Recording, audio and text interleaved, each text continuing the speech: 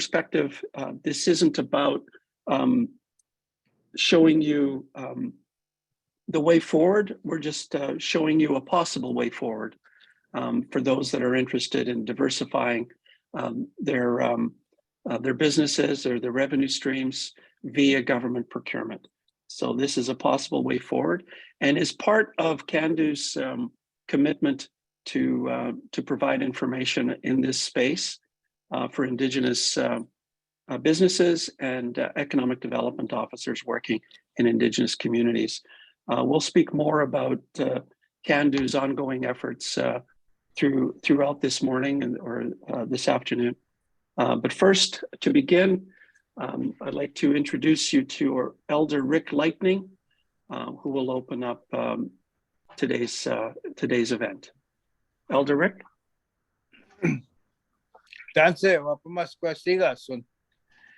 Pasquamustasoas lektutsian, nitsaisino kumaskuchiwino. Good morning from downtown Musqueam in Alberta.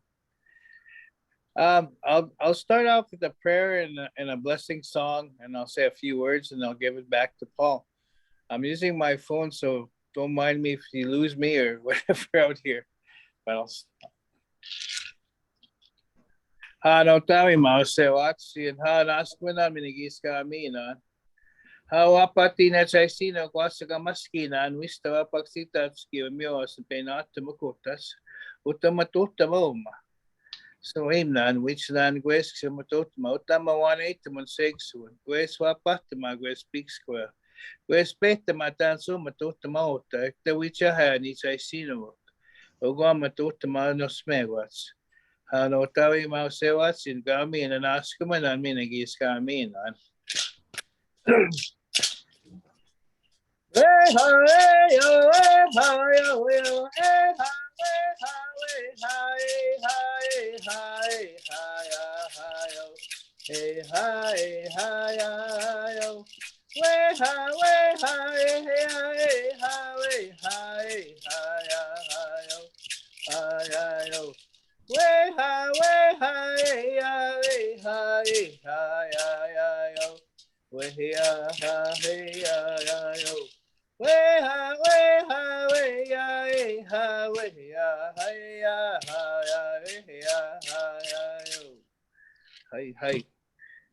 I want to just say a few words is that when we have Indigenous people on one side of the table and we have government on the other side of the table, since the beginning of time with treaty, one of the things I've been working on with different institutions is understanding moving from ritual-based thinking to culture to ceremonial-based thinking.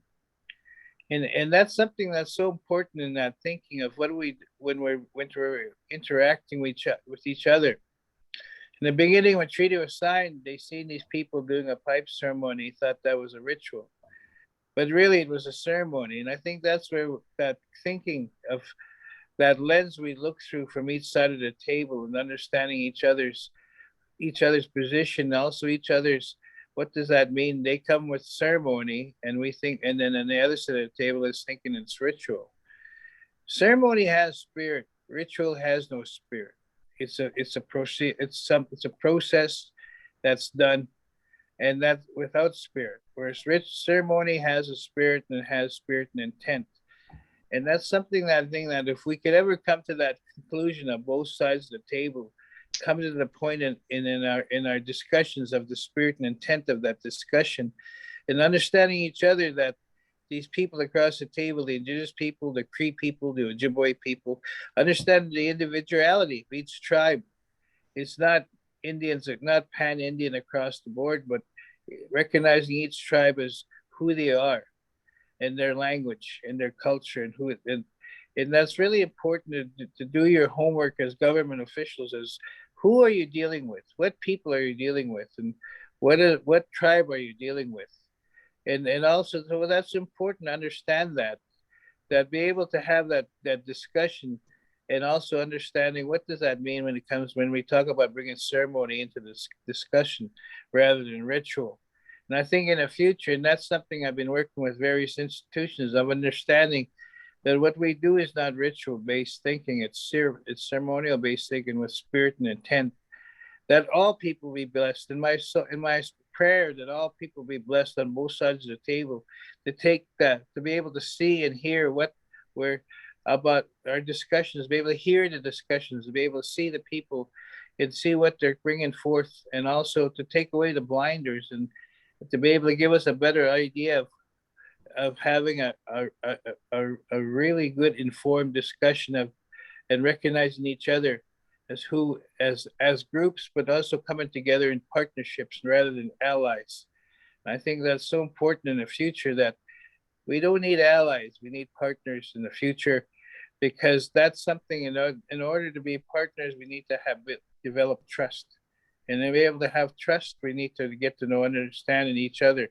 And we need to take that effort to be able to do that with the people across the table, not just in the office, but also go to go to the reserves and go find out who these people are. A lot of times decisions are made by people that have never stepped foot on a reserve. And so that's important to understand that lens that you're looking through is a European lens, and it doesn't match the Indigenous lens that we're looking through. And sometimes that's where we miscommunicate or misjudge each other. And so I think that's really important, that effort be made to be able to create a partnership in the long run, and that we can move forward together to make Canada a better place as a nation, but also recognize the nation members, that each tribe is a nation itself that signed treaty. They're not just a group of Indians. Each nation signed treaty on behalf of their people, and the Blackfoot people, the Ojibwe people, the Cree people, recognizing each individual people as who they are, not this pan concept of that all Indians are the same. We're not.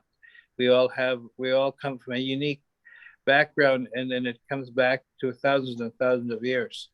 So that's my message today, is to be able to think about when you're looking at strategizing, that strategy should also be part of how do we get to know these people better, and how can we develop trust, and that comes from effort on both sides of the table. So thank you, everybody. Have a great day, and Paul, back to you.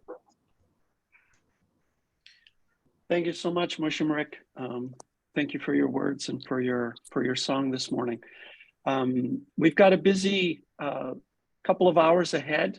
I see that Ray Wanich from Cando is on. Ray, do you want to say a few words?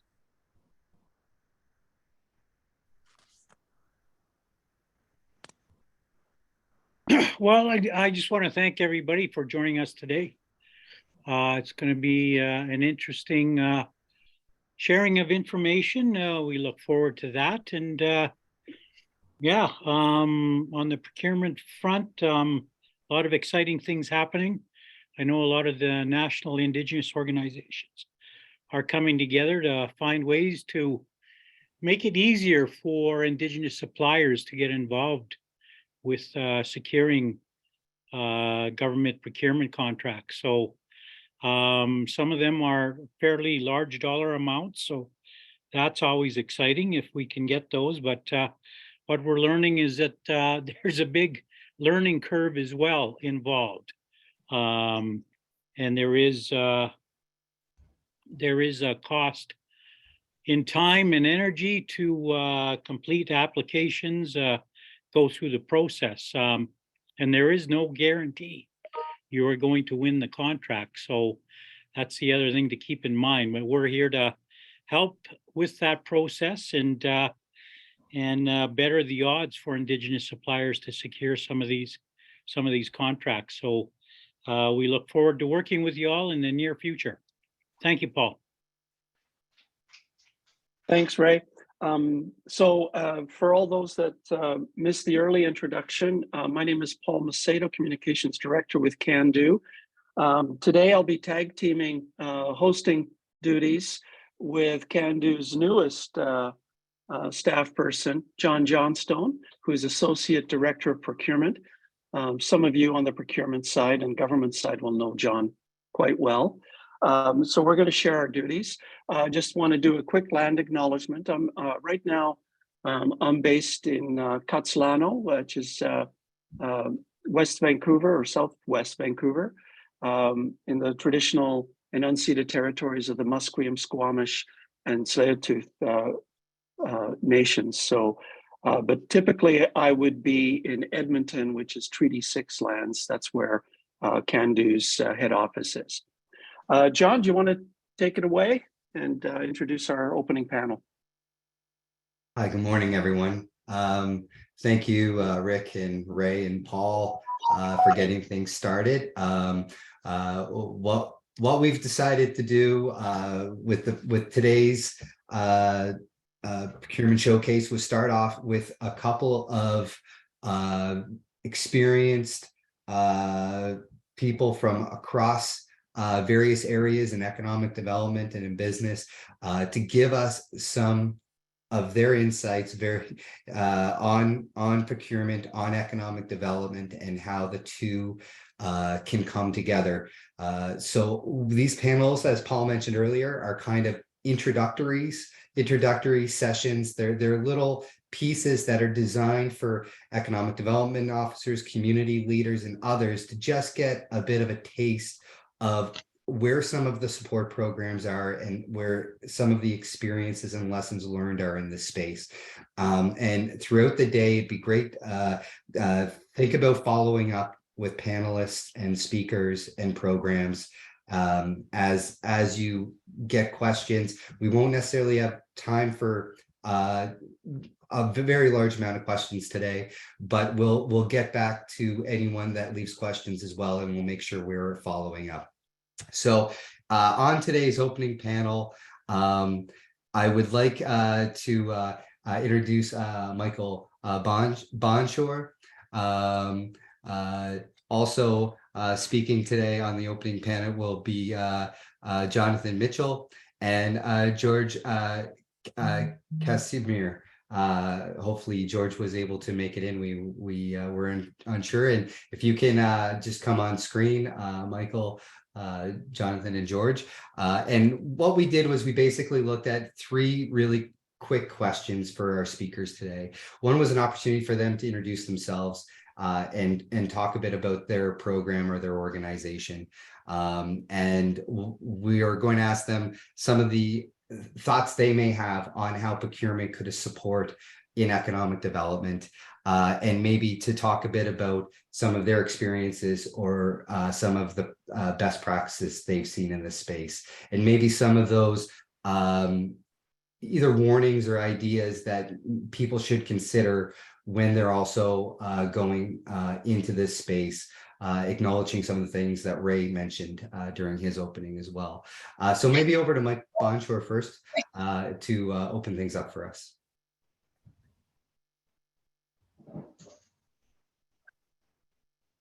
Thanks, John. Gilakasa Namut Nuguam Ikawegalao Gayakala Muskamo Zaudinok. Good morning, and I guess good afternoon, everyone. Nice to see a full participatory crowd. My name is Mike Bonshore. Thanks for the intro, John. I'm a member of the Zaudinok First Nation of Kinkum Inlet, which is a community on the west coast of British Columbia, part of the Kwakwaka'wakw tribe. And I've, I guess in my capacity today is as of the managing director of the BC First Nations Business Development Association, which is an association of development corporations from throughout BC. We've got nearly 40 development corporations in our membership. I was waiting for my dog to bark, but that's not her. We're fairly new. We started in 2020, and we've got from our membership, we've got about 80 BC First Nations directly and indirectly involved. And I'm coming to you from the traditional unceded territory of the Semiahmoo First Nation in close to White Rock, BC. I could explain a little bit, John, about the initiative that we're embarking on with through the BDA? Okay. Was introduced to John as part of Public Works through some other colleagues who are, I think, are on this screen here, Tim Lowe and others, and we've put in place I guess a couple-year initiative to follow up on some recommendations made, and some of it stemming from papers that were written by Cando a couple 3 years ago. And one of the recommendations through that was to promote and encourage sort of regional developments to support Indigenous procurement.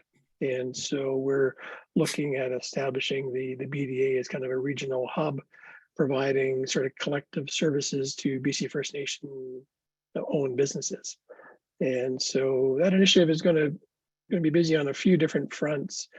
It's sort of at a high level. It's getting to better understand the federal procurement system as it is, putting together some ideas and thoughts and strategies on what the federal procurement landscape should be, and working in that direction. Sharing information with First Nations here in BC, getting an understanding of our experience, capacity, and capability to take on federal procurement projects. Some of the work, I think, is somewhat foundational, although federal procurement that opportunity has been around for a while. I think there's some well understood challenges and barriers on both, I think, from the sort of systemic challenges that exist, as well as maybe it's capacity challenges on a few different fronts that our communities are working through. And I would agree with the opening comments made by Ray about this is a good time. I think this isn't a time of opportunity, and so I'm encouraged and pleased about the work that we have ahead of us through the First Nations Business Development Association. So I guess a particular welcome to, I see it's a large crowd here, a particular welcome to the BC First Nation representatives on the screen. I look forward to continuing to make contact and connect with you in the next time moving forward. I'll stop there, John, and Great. sort of Yeah. the background. Great. Thank you for the background, Michael. I appreciate it. Jonathan, if you're available and can unmute yourself, it'd be great for you to introduce yourself and maybe give some of your insights on how economic development can be supported by leveraging federal procurement or working in this space. Right. Okay. I feel like I should have studied for this exam. Hey, everyone. My name is Jonathan Mitchell. I'm a West Bank First Nation member. Coming to you live from West Bank First Nation. So really appreciate being on this panel. It's phenomenal. I feel like sometimes I feel shy in these moments. It's like, do I really belong here? So a little bit about me. So yeah, just a nice Indigenous guy from West Bank First Nation. I have two sons that are my entire life, a 6-year-old and a 9-year-old. My mother is also West Bank First Nation. My father is not. My mom actually just served her last term of council as well. And my father, he's into mining exploration and whatnot. I come from a long line of politicians. My grandmother, she was actually very instrumental in West Bank First Nation actually getting their self-government agreement. So a lot of discussion about treaty in the opening marks. Self-government is also another way of getting that sovereignty. So very proud of that, to be from a nation that does that. Professionally, I wear a couple different hats. The job that I do mostly, my day-to-day job, is I work for MNP, Myers Norris Penny, as a senior consultant in their Indigenous Services line, which allows me to serve like Indigenous people and Indigenous communities across Canada. predominantly, I work in BC, which has been fantastic. And we slowly work with Indigenous communities and Indigenous business, which has been great. I spend most of my time working with governance, helping with strategic planning, and then actually quite a bit of work in the economic development areas, especially from a community perspective when they're trying to separate business essentially from community, from politics essentially. So I do a lot of work in that space, and that includes training board of directors and onboarding board of directors. And it's been fantastic. Been with MMP for just about 2 years. And I can get into more relative stories about some of the work that I get involved with. And before that, actually, MMP headhunted me from my community. I worked for Westbank First Nation as a senior manager in the finance department, and essentially, I built their procurement office, which had become very important to the community's ability to be as progressive as they had been in the last about 10 years. So bringing procurement to the community allowed the government to make sure that there was a clear, transparent process, that there was a competitive process to do a lot of things that a lot of communities don't necessarily do. And I've kind of made it my lifelong goal now to really kind of help community come up to that level. So it was a complete blast to be able to be part of so many large scale projects, like building a youth center, community center, complete renovation of the school and whatnot. So with that experience, actually, I ended up working with the likes of Canadian Council for Aboriginal Business, and a variety of other specific organizations that really kind of push that narrative of entrepreneurship and governance. While I was at Westbank First Nation, I went on like an educational journey. One of them is I went and got my designation in supply chain management. So I have my supply chain management professional designation, which has been fantastic. Anyone that has a procurement background or is wanting to get into procurement, I highly recommend it. Of course, this is kind of a plug, but I highly recommend it. Supply Chain Canada is a fantastic organization, and the skills and training that they provide really helped my career. So with that, after I got my designation there, I actually became a board member of Supply Chain Canada. Most recently, I was the vice president of Supply Chain Canada, British Columbia. And really the whole focus was to just bring that narrative and that understanding of clear and transparent of process, and really identifying Indigenous communities as that next wave of the need for supply chain professionals.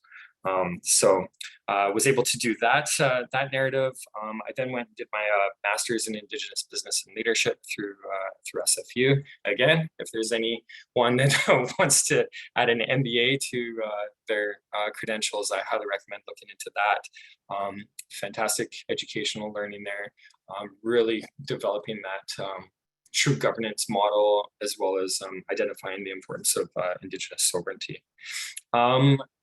So after that, I was actually invited to the other hat that I wear is I was invited to be a board member for All Nations Trust Company. And actually, Tim, I saw him on here somewhere. Tim Lowe is my president of that organization, and it's great to work with him. So I'm now the vice president of All Nations Trust Company. And if you're not familiar with them, they're a financial institution, Indigenous owned and operated, that focuses on lending funds to Indigenous business, as well as Indigenous community. So again, just really pushing that narrative of helping entrepreneurship. So I've kind of made it my whole life goal now, with my education and experience, to really just push that narrative of assisting communities and Indigenous business, to really kind of build that up. That's the whole purpose of my my career journey now.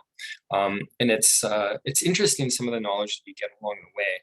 And it's sad to say, like, less than 5% of businesses in Canada, less than 5% are Indigenous owned. And that's an issue.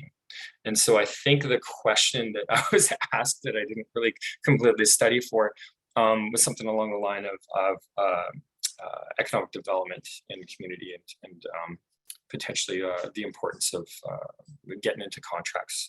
And hopefully I'm not rambling too much. I could probably talk for an hour and a half here, but the reality is that entrepreneurship, Indigenous entrepreneurship, is a clear sign of success of a community. They're one and the same, very much like you can look at statistics of education. If a community has education, they're predominantly going to be a little bit more successful, especially in economic development. So there's a lot of importance there, and there's a lot of things to take note of from a community perspective. And this is really important, if a community wants to get into economic development, it's imperative that they separate politics from business. So if there's anyone out there, please make sure that all communities have that economic development arm. That is the purpose of creating jobs for the community, but as well as creating funds or own source revenue. It needs to be at that arm's length. Otherwise, it just gets too messy. So if an organization or if a community wants to get involved in that, it's important to make sure that you have your I's dotted and your T's crossed. And economic development and getting into public procurement from a community perspective is interesting because you can ramp up really quickly, and that's important. But the fact is, there's a lot of hoops you got to jump through. And from like an Indigenous business perspective, it's really important to get that licensing. It's important to make sure that your insurances are up to date. Public procurement is not necessarily easy, but it's the good news is that there's a lot of good people out there that want to help. And so if it seems overwhelming, or if you're having problems or you're confused, reach out. I mean, there's a ton of people here that you can reach out to, even myself. And I'm going to make sure that I throw my LinkedIn link on the chat here. So if you ever have questions about that or what to do, feel free to reach out. There's tons of people that want to help, and it's important. And I want you to know that there's actually aspects that are completely beneficial, because there is legislation on public procurement of allowable percentages that require Indigenous business to be part of. So, sorry, now my dog's here. It's all right. It's a great moment for segueing, and I think. Yeah. So I appreciate. I could ramble on forever. I'll pass it on, but no problem. No problem, Jonathan. I'm so proud to be here. So thank you. Yeah, no problem at all. Thank you very much. And I think Paul has his speaker now set up for his youth summit and a number of significant events that Cando will be working on coming up. So Jonathan, thank you for that. You've provided a lot of content. Before I circle back to Mike, I was wondering if George was able to get on. And if possible, George, we'd love to have you introduce yourself and maybe just give us a couple of quick comments or ideas around how communities can use procurement to focus on economic development. And then we're going to cycle back to Mike for some other comments. Good morning. Thank you, John. That was a good introduction, Jonathan. I'm glad to meet you and seen Tim. Anyway, my name is George Kasmer. I'm a member of the Tk'emlúps-te-Secwépemc First Nation. My father's from the Okanagan First Nation, and my grandfather is actually from the Goodfish. So, a little bit of everything, Cree and Okanagan and Secwépemc. But I'm glad to be here. I'm coming here, as an Aboriginal financial institution. I've been a manager here for Community Futures for just about 5 years now. But as well, I also know Tim Lowe. I used to be a director for All Nations Trust Company, which is also an AFI or an ACC. but definitely lending institutions where we always look to how do we support our clients who want to get into procurement? How do we provide enough capital to get them to that level of the same playing field as other entrepreneurs who aren't Indigenous? So there's always those challenges. It's about, matching the lending, with the opportunity. And I noticed one thing for the past, I'd say since 1996 was the first, my first term on council for my community. And I spent 4 terms. And when we're accessing, opportunities, whether they're joint ventures or limited partnerships, the real opportunities just weren't there at that time because there's a duty to consult back then. And I think about 10 years later, we all had to work together and put not only a duty to consult, but real consultation to make that process meaningful so that we can access, so whether it's mining or forestry or pipelines, we can't just have, small shares of the economic opportunity. We need to be there and have the capacity and be ready to, realize on those opportunities to bring funds back to our individual nations. So I've seen a lot of different areas, starting with the political aspect, being a former council member and serving 4 terms for my community, negotiating from the political perspective. I've developed a number of joint ventures in mining and forestry for communities and different organizations that, I think could have had a little better success, having more capacity. And as Jonathan mentioned, education on how to develop and get through some of the legalities of developing your process in accessing procurement, because we all know about the bonding and some of those legal structures that we have to develop. Looking at limited partnerships, how were those successful? I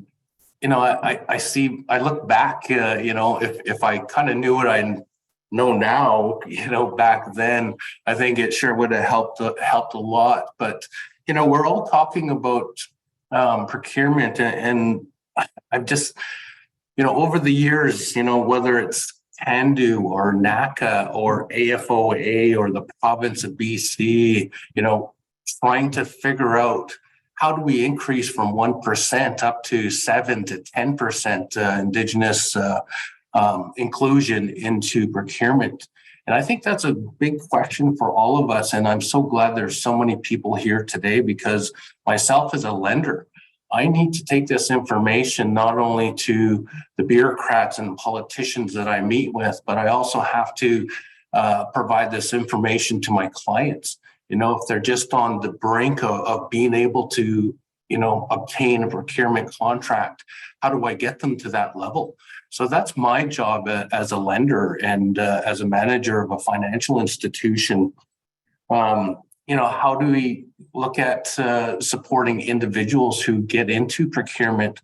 I've seen, in our own communities here in the Secwepemc Nation, there's one individual who obtained a big procurement contract with a mining company in New Gold, and just tremendously successful. And just what comes out of that success and their support for community events and, community activities. And, it's those successful companies that we need to really strive to have them speaking at sessions like this as well.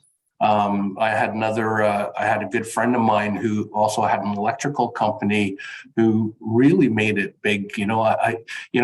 These people when they start small and when they get these procurement, you can see their success and what it does for them individually in their companies and how they're active in their communities. So I want to see more of that for Indigenous organizations and First Nation communities. one example. And once we get over that, well, do we support this initiative or not? Because there's the political and the business side of aspects, like Jonathan had mentioned. There's always that component. But having the Trans Mountain Pipeline come through and one of the First Nation communities accessing the procurement opportunities there, what they brought back to their people in terms of financial opportunity to fund education, language, culture, and all of those activities. So, we all know the importance of procurement and what it could do for us as Indigenous people. I don't know. I can talk about a lot of what I heard and a lot of these national organizations I've been involved in to add and provide their opinion, but I'm really here, I want to hear more. There's so many individuals, like I haven't met hardly any of you online. I kind of flipped through the Zoom screen and, just to see how many familiar faces. I see one of my directors, Harold Elgin, and Tim, and now knowing Jonathan, but it's good to see everybody on here. And this is definitely not just a community or provincial, it's a national issue. And it's how do we move forward collectively, and how do we get our ideas and some of the obstacles, in place, and how do we overcome those obstacles, whether it's the legal structures or whether it's the bonding and application process, or whether it's the posting for the provincial opportunities from government. I think collectively, sorry to add more the issues and not the answers, but I think, as we're doing this, and thank you, Cando, for putting this together, because the only way we're going to get to those answers is having these kind of get-togethers and talk about what we can do collectively to move procurement forward in a positive way. So with that, I want to say Cook-Stim. Thank you so much, George. And I fully agree that I feel like today is about exposing the questions that need to be asked. I think that we're really at an early stage of understanding how to do this, how to move forward in partnership, like Elder Rick was saying. And I think I've a pile of notes here from what you've said in talking about the impacts in the community. I think is really important for people on this presentation to hear, and we'll now be able to follow up with the group that have registered and are participating today. So George, more to come on that, but I want to cycle back to Mike. And Mike, if you can, we're probably going to have only a couple of more minutes, so if people do have some questions, please let us know. But I'm going to circle back to Mike for a couple of more ideas. And what we're going to try to do is figure out how we can expand on this panel for future events as well. We just figured today would be a great introduction. And George, I think you really put it into focus with saying that let's expose the questions, the barriers, and some of the elements that we need discussion around today. So thank you for that. Over to you, Mike. Yeah, thanks, John. I'll be brief. I think I do agree in that this is sort of a restart relative to federal procurement, and it's proven to be a successful economic driver in other jurisdictions, whether we're talking the U.S. or New Zealand, Australia, most recently. So I think it's an important opportunity to potentially enable economic and business diversification for First Nations in the Indigenous community across the country. I guess a couple of key recommendations that come to mind is keep in mind and consider this to be a long-term opportunity. And a lot of times procurement opportunities, particularly related to ones associated with a project or with a particular industry, a lot of times those are time specific and a lot of time pressures around those. And I think it's possible to view this as it's not something that has to be put in place in the next 6 to 12 months, but it's something that can be developed over the long term. So take the time to set yourself up properly, to properly assess your capacity and capability, your strengths, to consider what kind of partnerships you might need, what kind of partnership structure you might need. And it's not a bad thing to consider this to be an evolutionary process where you're starting off at a certain scale and you're moving towards larger scales in the long term. I think that's another sort of an important consideration. And also keep in mind that all the work that's been undertaken at a provincial and federal level are also about the necessary sort of foundational changes that are needed by the federal government, whether it's through policy or legislation, some of it being enabled by the associated UNDRIP initiatives. And so keep your eye on those developments. And so the opportunities and situations that may be present now, I think they'll probably be expanded as we move forward time-wise. So I'll leave it at that, John, and I look forward to continued discussion. Yeah, thank you very much, Mike. And we'll be talking about how to bring this panel group back for some additional events moving down the road. I believe this is the start of where this conversation needs to begin. I love hearing from all three of you about some of the opportunities, but also some of the barriers or some of the elements that communities need to consider, but also the potential in procurement, the potential of looking at this, and that it can be, like as Jonathan said as well, it can really be a launch pad for communities to determine how to do the work in this space. And if you're able to take advantage of these procurement opportunities, whether they're federal, provincial, municipal, corporate Canada, as Mike said, over a long period of time with a good strategy, it can extraordinarily help with economic development.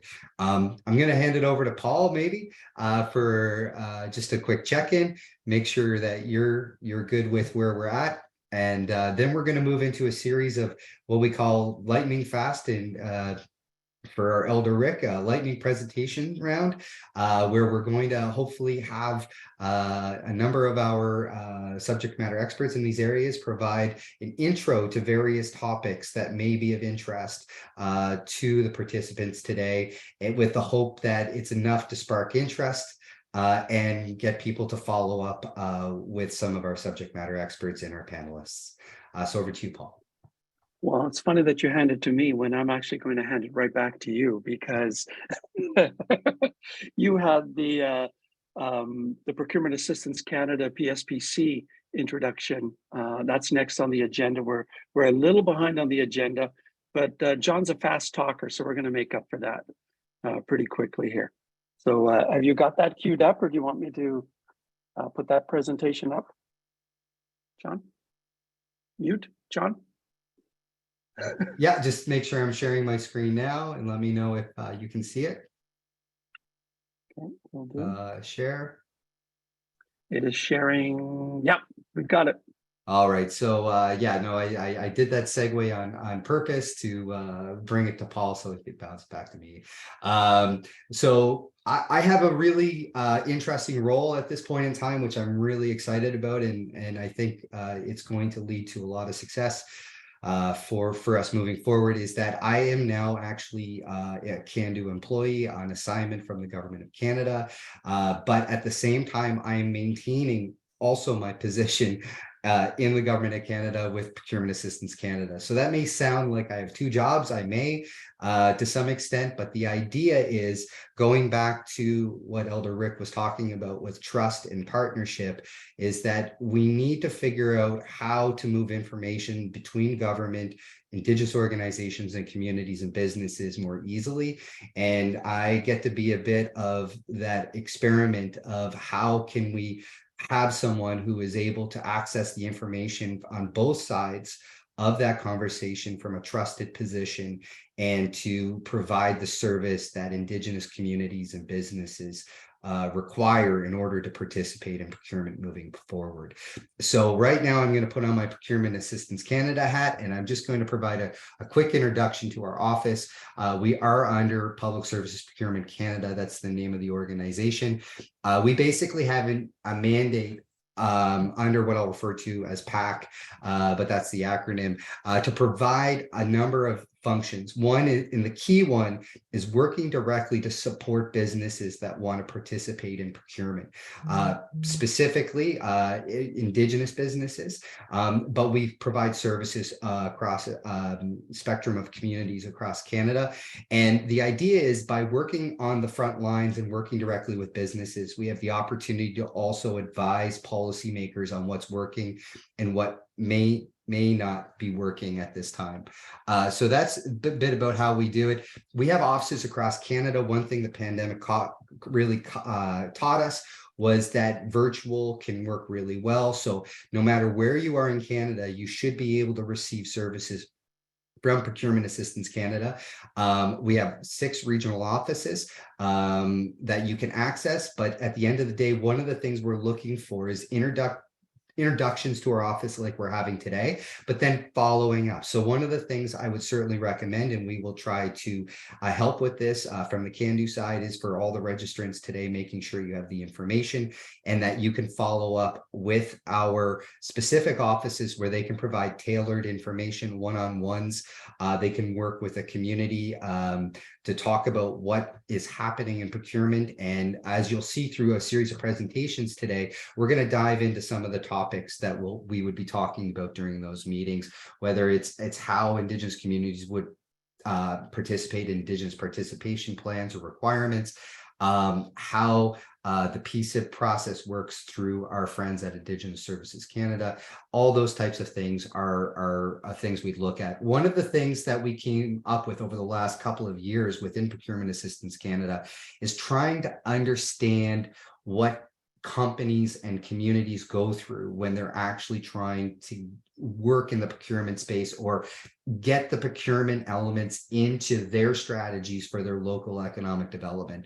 This bitter journey, in my opinion, is actually a circle. I know it's done here in a linear fashion, but it's the idea that we need to know where to start with communities. One of the things that we really see as critical with the role of the economic development officers in communities is just knowing that we exist. And if you're approached by community-based businesses, or whether it's chief and council, or if you're being asked to participate in an Indigenous participation requirement under a contract, is understanding enough about how procurement happens so that you can assist people in your community, businesses, but also for businesses that are on the webinar today, to also make sure that you're directly getting that information and understanding how to move through this process in a methodical way so that it can actually lead to a greater chance of success for you.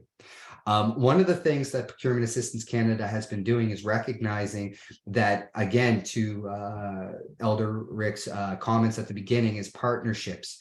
Trusted partnerships are the way that we can work better with communities, that we can share this information. With the Indigenous business community, we have a strong partnership with Cando. We're also working with other national and regional Indigenous organizations to make sure that we have the information moving out as clear as possible to Indigenous communities and businesses. One of the things we've seen now with data and looking at our success or how we're working, obviously the pandemic has affected all of us. For us to try to rebuild what we're doing post-pandemic, restarting what we're doing, re-looking at procurement, retooling how Indigenous businesses can participate in procurement. The big thing is looking forward, we're looking for greater results and more opportunity to work directly with Indigenous businesses and communities.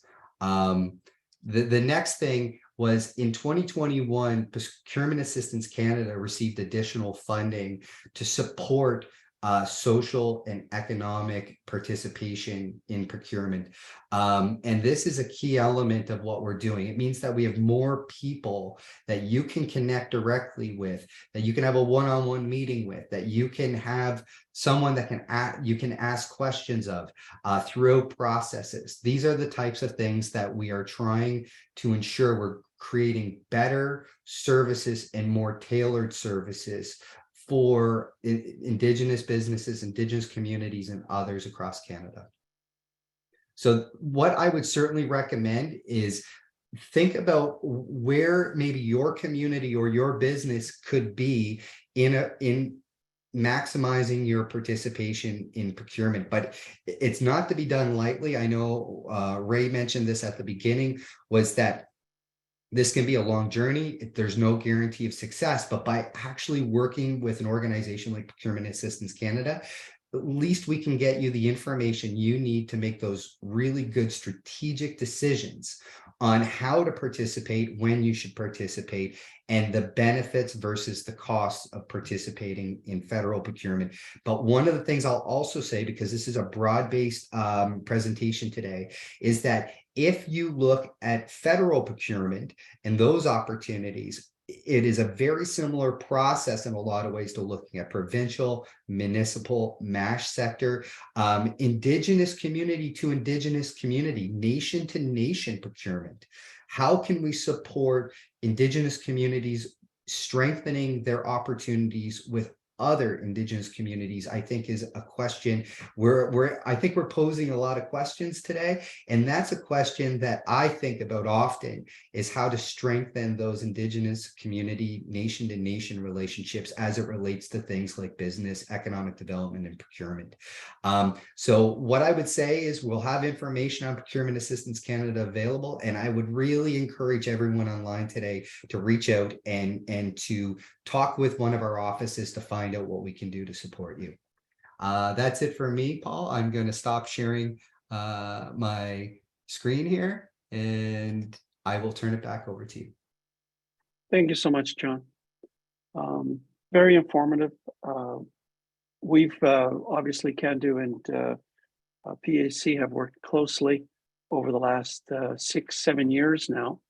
And we've developed a few initiatives together, co-developed, that we'll be speaking about in, I think, 2 or 3 presentations from now about specifically our mentorship program that we've set up for EDOs and Indigenous businesses. And so, yeah, really love the viewpoint that the Procurement Assistance Canada has. In fact, in changing the name, they tell you everything you need to know about that organization or that part of it, right? It used to be the Office of Small and Medium Enterprise, and there was some confusion about what exactly their role was. There's really no confusion now. Procurement Assistance Canada. So there you go. Next up, we have Mike Ricci from Indigenous Services Canada. Mike, are you ready to go? I am. Thank you, Paul. Thanks, Mike. You're going to share your screen? I will, yeah. Just let me do Very this good. now.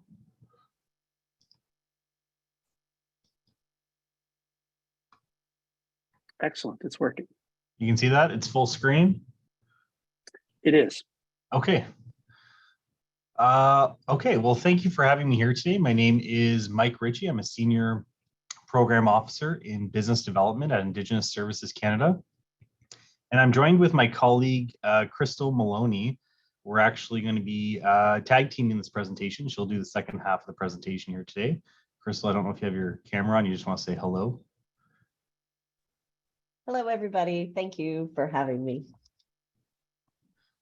So before I begin, I'd like to acknowledge that the land in which I work, play, and live is the traditional territory of the Algonquin and Anishinaabe people.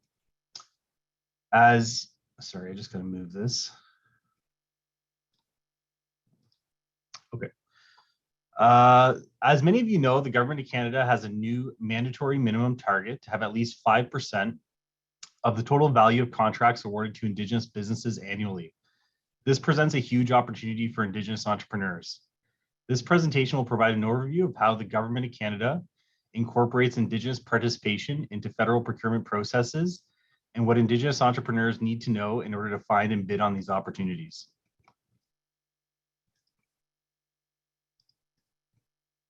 So I'll start by talking about why Indigenous economic development matters. So the Truth and Reconciliation Commission Call to Action number 92 states that economic development is a key component of reconciliation. In its reconciliation report, the National Indigenous Economic Development Board of Canada estimates that closing the productivity gap between Indigenous and non-Indigenous Canadians would lead to an increase of $27.7 billion to Canada's GDP each year, or a boost of about 1.5% to Canada's economy. Studies from the Aboriginal Peoples Survey and the Canadian Council for Aboriginal Business demonstrate how the Indigenous economy is diverse and has been consistently growing over the past decade. Finally, the Indigenomics Institute is also seeing the emergence of a $100 billion Indigenous economy through the fact that there's over 19,000 Indigenous businesses located within Indigenous communities, generating over $10 billion in total revenue.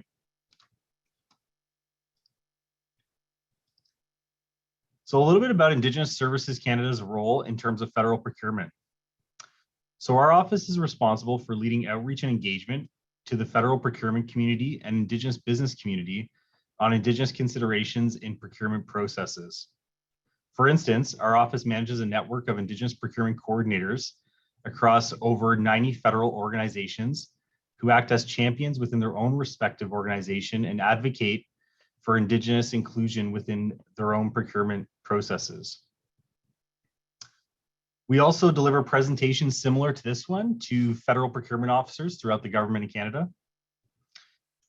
We manage registrations in a federal Indigenous business directory where we verify and register qualified businesses. We are the lead for the implementation of the procurement strategy for Indigenous business and a point of contact for advice and interpretation on the strategy, as well as all procurement obligations within modern treaty areas. We also have a group that's responsible for planning and reporting against the minimum 5% Indigenous procurement target. So federal organizations will be reporting back to our office on progress, and our office will be reporting publicly on the results. Crystal will talk about that a little bit later. And over the next few years, Indigenous Services Canada, in collaboration with Procurement Assistance Canada and Treasury Board Secretariat, will continue meaningful engagements and consultations to co-develop a new transformative Indigenous procurement strategy. Something Crystal will talk about a little bit later as well. Oops. Okay, so what is federal Indigenous procurement? It's composed of all of those puzzle pieces you see on the right-hand side.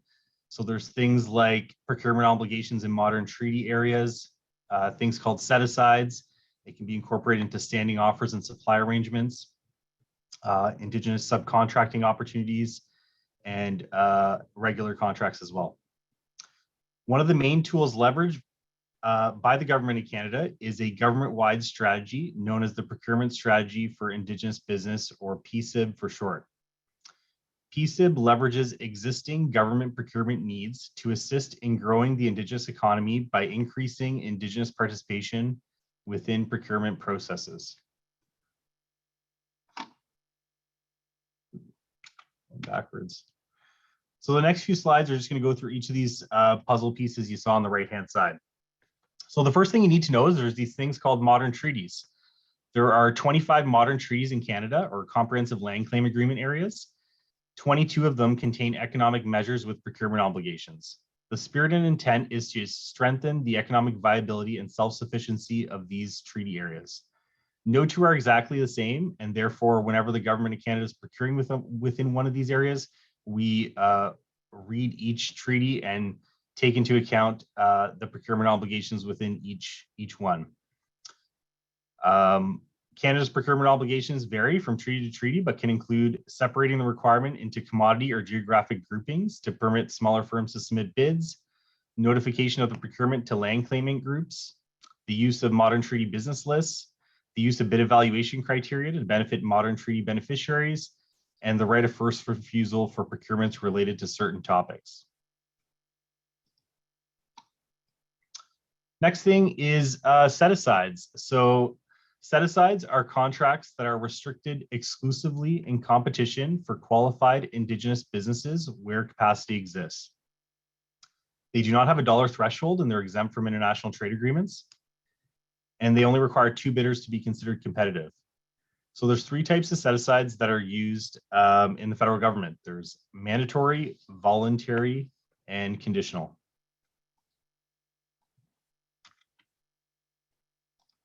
So the first one, mandatory set-aside, is used for procurements that are destined for an area, community, or group in which Indigenous people make up at least 51% of the population, and where the Indigenous population will be the recipient of the goods, service, or construction. So it's in the name itself, it's mandatory. So if a department or agency is procuring within one of these areas, they must first consider setting aside the procurement to Indigenous businesses. The next one, voluntary set-asides, can be used if Indigenous capacity exists, operational requirements, best value, prudence, probity, and sound contracting management can be assured. So outside of modern treaty areas or where the mandatory set-asides apply, departments can elect to voluntarily set aside procurements to Indigenous entrepreneurs. So if a department is procuring something downtown Toronto or Calgary, for instance, and there's Indigenous business capacity to set aside the procurement, they can elect to do so. And why would they want to do that? Well, each department needs to meet their minimum 5% Indigenous procurement objectives. So that's certainly a way for them to meet those objectives. And it's also a means towards reconciliation between that department and Indigenous people. The last one on there, so when it's not possible to determine Indigenous business capacity, a conditional set aside can be leveraged. So this means that the procurement would be open to both Indigenous and non-Indigenous businesses. However, if 2 or more Indigenous businesses were to submit a bid, then it would be set aside for Indigenous suppliers, meaning that the department would only review the Indigenous bids received.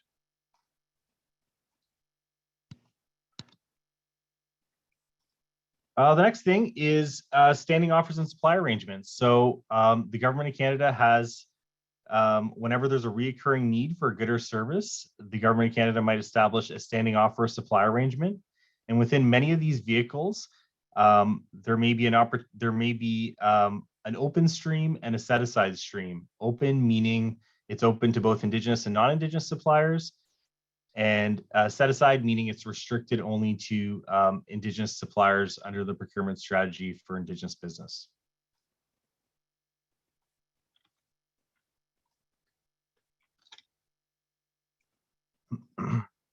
Next thing you need to know is within larger contracts where there may not be an opportunity to set the entire contract aside for Indigenous suppliers, there may be an opportunity for departments to set aside a portion for Indigenous subcontracting and other forms of participation. So that can look like any of the things you see on the bottom of the slide here. So it can be Indigenous subcontracting, Indigenous employment, skills development training, or other indirect forms of participation. So it's a portion of the value of the contract that's set aside for these types of opportunities. They're flexible and can be tailored to a particular requirement.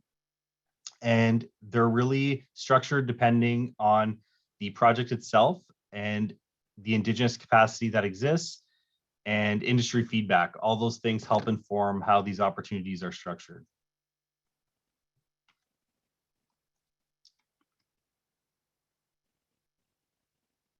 Next thing you need to know is having businesses register in our Indigenous business directory. So it's fast and easy. It only takes about 15 minutes to register. Once registration is complete, ISC can review and confirm registration, typically within 48 hours. It's increased visibility. So the Indigenous Business Directory is a search engine available to private industry, municipal, and provincial governments, as well as the federal procurement community for identifying qualified Indigenous suppliers in various sectors. So it certainly isn't the only tool for determining Indigenous business capacity, but it is one of the main tools used by the federal procurement community. So the more businesses we have registered in the Indigenous Business Directory, the more likelihood of set-aside opportunities. It's also used for building partnerships as well. So you can use the Indigenous Business Directory to seek out opportunities for businesses to seek out opportunities to form partnerships and joint ventures with other Indigenous businesses, as well as identifying potential subcontractors. and keeping informed as well. So businesses registered in our directory are informed of upcoming events and opportunities, as well as other federal Indigenous procurement related news.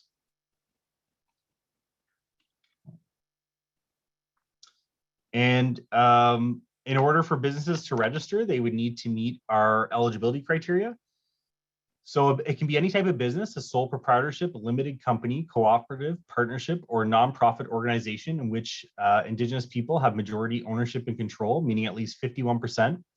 We also allow for joint ventures as well. So an Indigenous business can joint venture with a non-Indigenous business, so long as the Indigenous partner maintains 51% ownership and control. And in the case of joint ventures, at least 33% of the total monetary value of the work must be performed by the Indigenous business or businesses.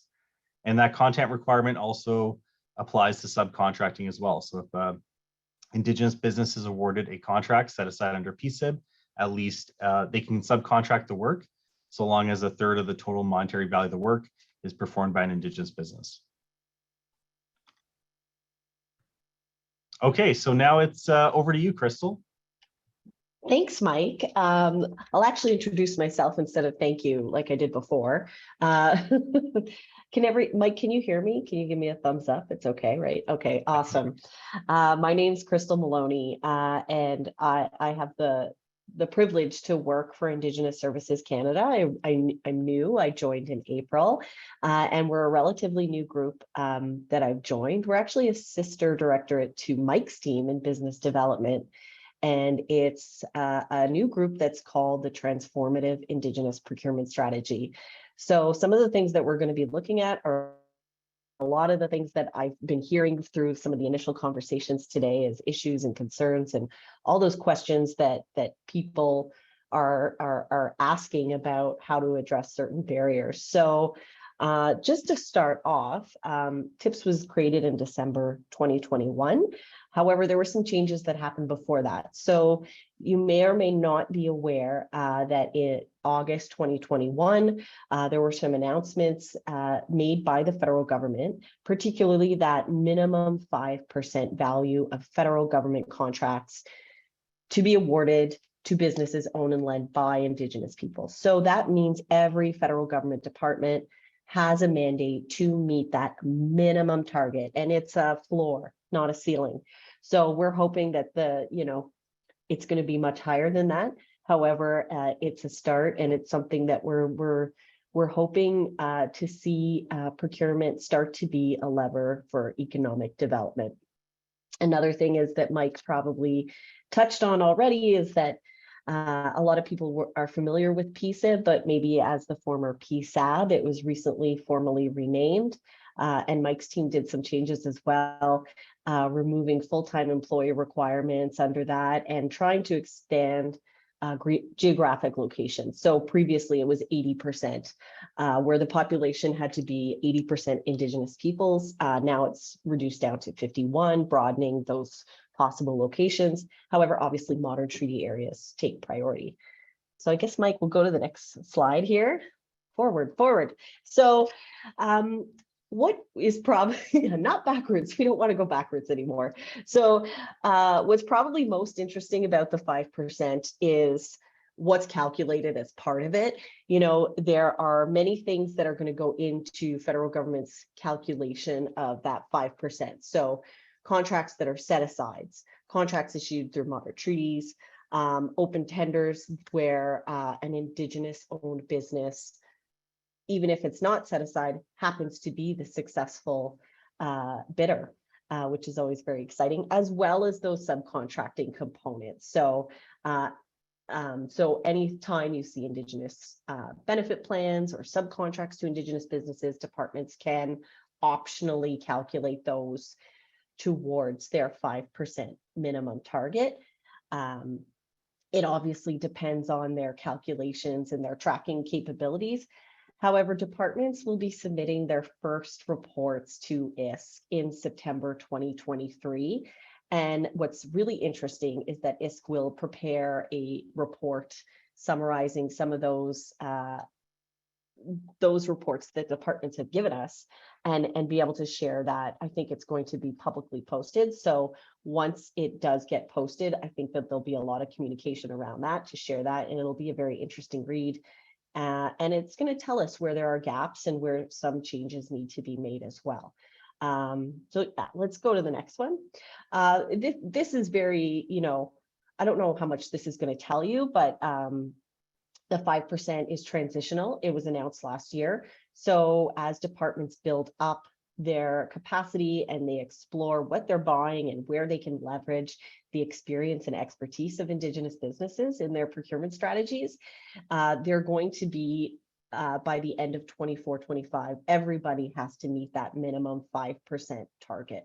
So everybody's going to be advancing towards this. And a lot of this is based off businesses that are in the IBD right now. So if you are a business, and I have to make that plug for Mike as well, that because the departments are using the IBD for that identification and certification, it's really advantageous to be in there.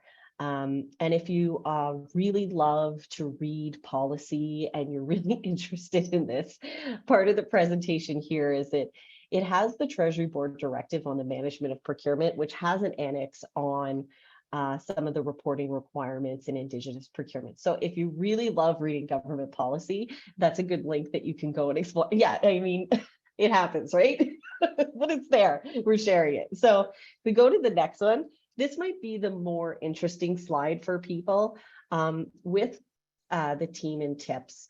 We're relationship building and we're exploring right now. We know there's a lot of changes that should and can happen in relation to Indigenous procurement.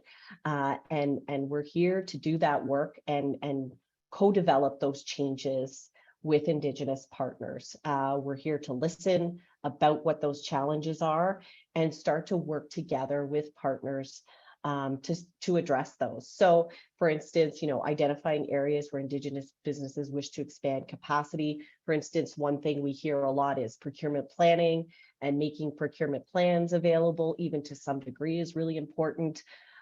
Developing an independent external to government mechanism to identify and certify Indigenous businesses. So that really comes down to that IBD. What will that look like in the future? And those are things that we're looking at. And just ongoing conversations with those in modern treaty areas. What changes need to be made? What are the procurement priorities? And how we can incorporate those priorities into a longer term transformative Indigenous procurement strategy that is addressing those priorities of Indigenous partners and businesses. So we want to improve inclusiveness in the federal procurement supply chain world.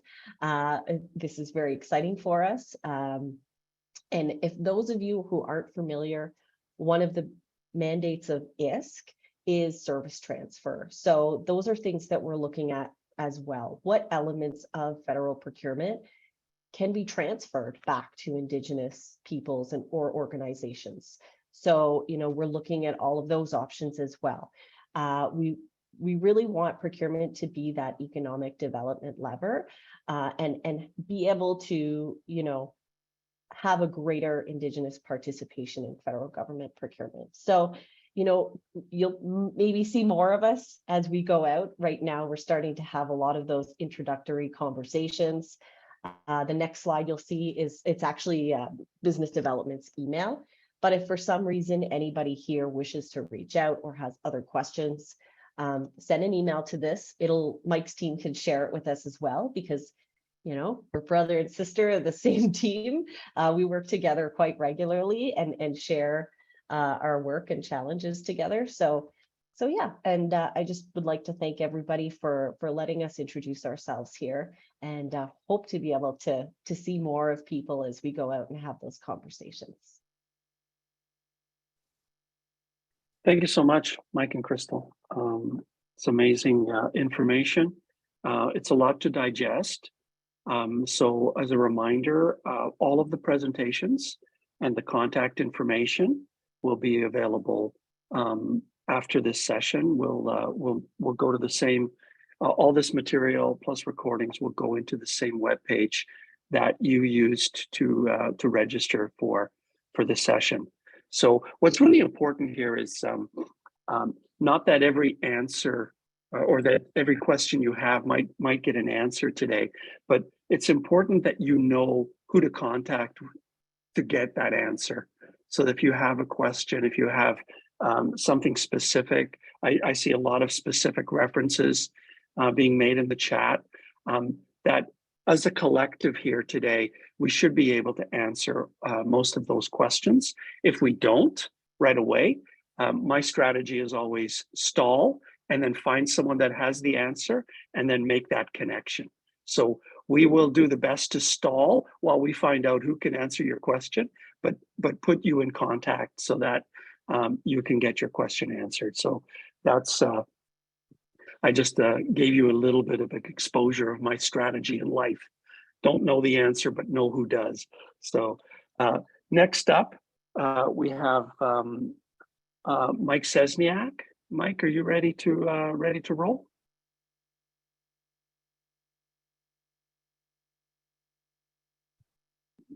Can you see me? Can you hear me? We can see you, we can hear you, Mike. Go ahead. Great. So hello, everyone. I'm Michael Szczesniak. I'd like to acknowledge that I'm joining you today on the traditional territory of the Esquimalt and Songhees Nations. I serve as a procurement ambassador at Procurement Assistance Canada, where I work alongside my colleagues who have or will be presenting. There are a few ways for you to look at selling your goods and services to the Government of Canada. One, there's what I call the wait and see approach, where you wait for the government to approach your organization or community about possibly buying your goods and services. Then there are more proactive approaches, like approach number 2, which is you can go small, focusing on lower dollar value opportunities, in which case you're likely out there networking and hustling to make every sale, but there's likely less paperwork involved, just like in the consumer market. And thirdly, you can go bigger, focusing on higher dollar value opportunities, which means those valued above $25,000. In which case you might not need to network as much, but you'll need to review bid solicitation documents, submit bids, etc. So you could do 1, 2, or all 3. The choice is yours. Plenty of businesses have done well either way. So for the purposes of this presentation, I will focus mostly on the third approach and how you could find such opportunities. So I'm going to start sharing my screen here, so just bear with me for a moment.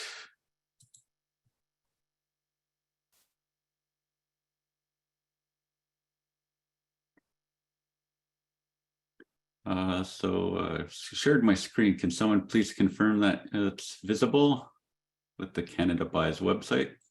It's not not working yet, Mike. Oh,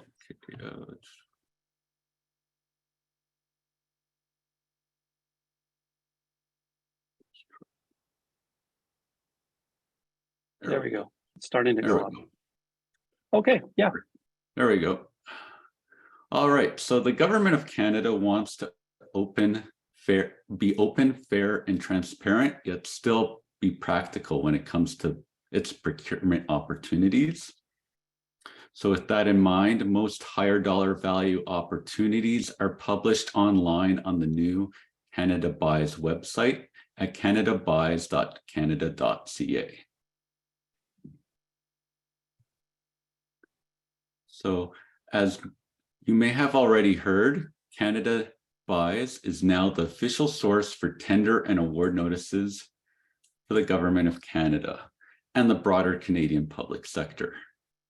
What this means is Canada Buys has replaced Buy and Sell's government electronic tendering service as the official source for tender and award notices for the Government of Canada.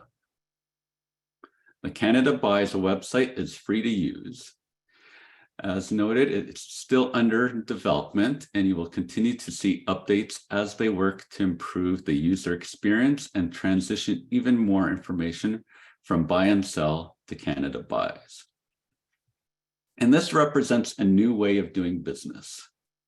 Tender and award notices from all levels of the Canadian public sector, so that's federal, provincial, territorial, municipal governments, and academic institutions, schools, and hospitals. All these opportunities are accessible in one place. The new tender opportunities page is accessible to the public on Canada Buys. To search for tendering opportunities from the main page, you can click on the Search Tenders button. You can also access this page by clicking on the Tender Opportunities link at the top of each Canada Buys page.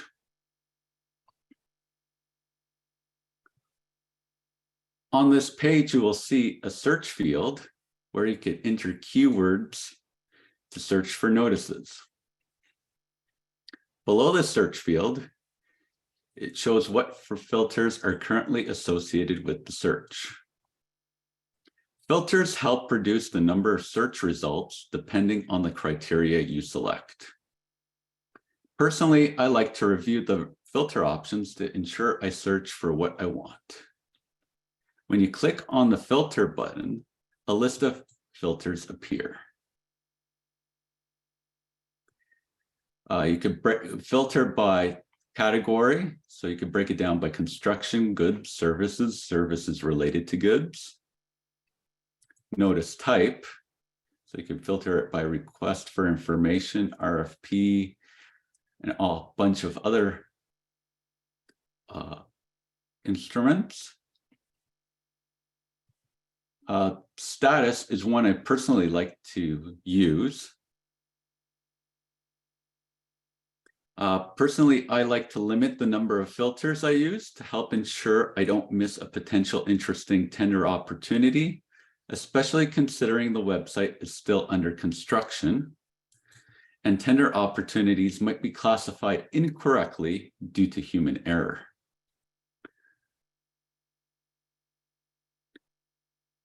So since I am currently interested in opportunities that are still open, I make sure there is a check mark next to open to see such opportunities.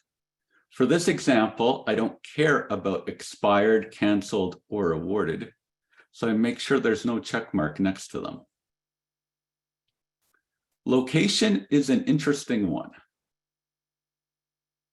As tempting as it is to go down and start selecting only locations that are of particular interest to me, I think this is one of those filters that is still under development. So I make sure there are no check marks next to any of these locations, even as tempting as it is. You could also filter based on publish date. This is one of those filters that I like to use when it's setting up notifications, which I'll talk about later. But for the time being, I'll leave it as is. You can also filter based on closing date and NATO-specific opportunities. Then when I click on the Apply Filters button, the search page reloads.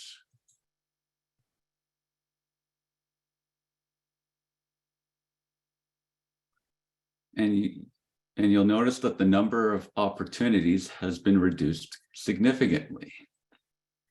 Yet there are still opportunities from a wide range of organizations.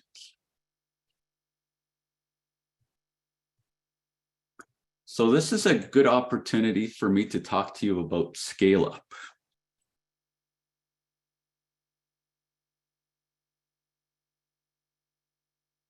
Scale Up is interesting for those of you offering IT goods, services, or solutions.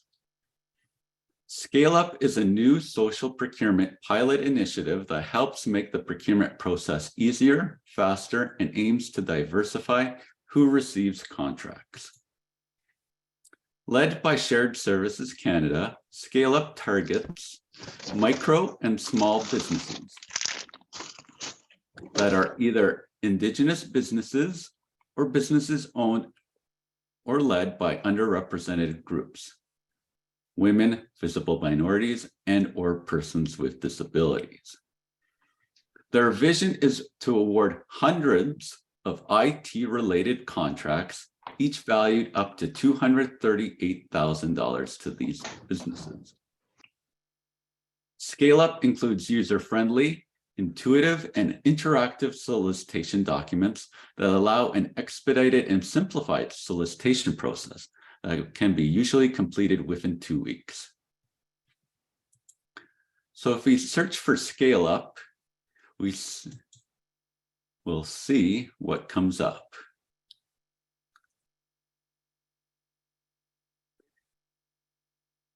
So as you can see, there are 3 opportunities currently active. Say now that you want to be notified of new tender opportunities that mention Scale Up. You would go back to your filters. You'd make sure that open status is still checkmarked.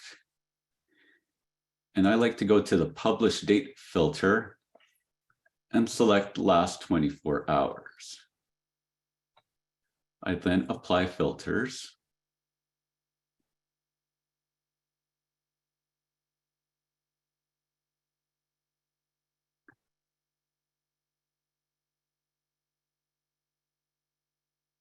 And click on follow this search.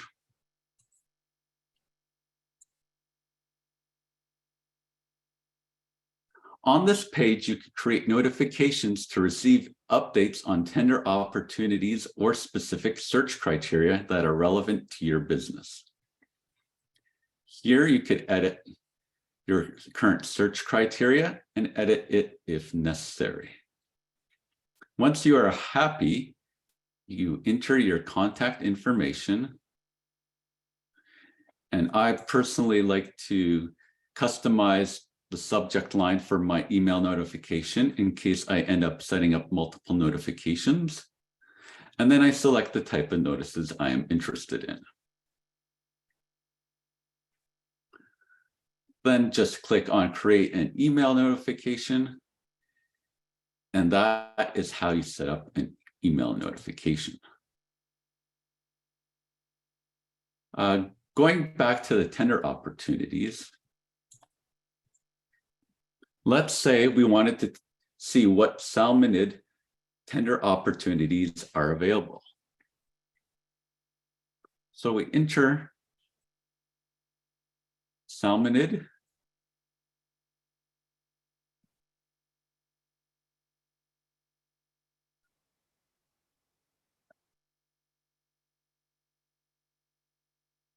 As the key term, and we run a search.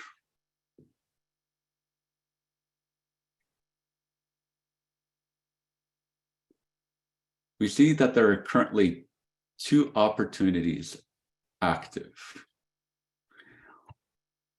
When we click on one of them, the tender notice will appear with information about the opportunity, including the date solicitation closes, and there's a nice countdown here on the side. You also have a bunch of information on the side, including a description and various other tabs, including one here for contact information, where you could find information about the contracting authority. Another important tab is the bidding details tab, which when you click on, will provide you full details regarding this tender opportunity. Typically, the full details will be available as downloadable files, like in the case here. In other cases, you will need an SAP Ariba account to view the details and submit a bid. If you encounter such a situation, you should register your business in SAP Ariba and complete the Government of Canada requested questionnaire as soon as possible. Now I'd like to mention another program that might be of interest to you, either to be a contractor or to find potential joint venturing and subcontracting opportunities, or supporting these businesses as they grow and develop. An Innovation for Defense Excellence and Securities IDEAS program is the Department of National Defence's and the Canadian Armed Forces Access to Innovation program. It transforms defense and security challenges being faced by the Air Force, the Navy, Army, Special Forces, and others into innovative solutions to improve Canada's defense capabilities. Their goal is to continuously tap innovators for their solutions with various calls for proposals every year.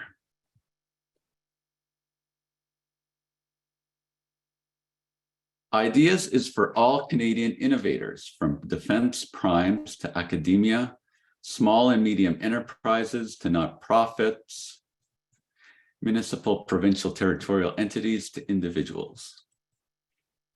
Participating in the IDEAS program gives many benefits to innovators involved, from access to world-class subject matter experts to generous funding opportunities.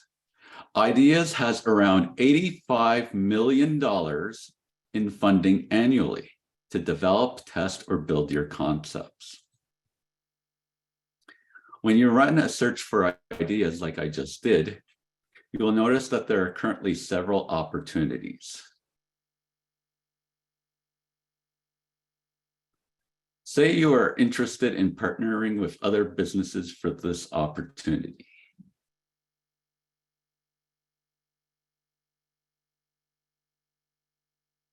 Canada Buys has a feature that lets you identify yourself to the world that you are interested in partnering for this opportunity. And now say you are interested in food catering opportunities and heard rumors that the government has issued standing offers and contracts in the past and likely will again. You could run a new search. So you could use Canada Buys to review past award notices by entering catering as a search term and running a search.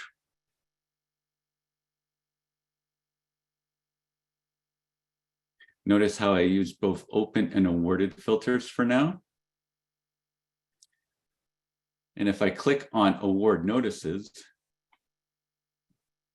I get a list of catering contracts and supply arrangements, standing offers that have been issued in the past several years. And with this, you could review them at your leisure and identify opportunities for new business opportunities that will likely be renewed year in and year out. You can click on one of these opportunities for more information.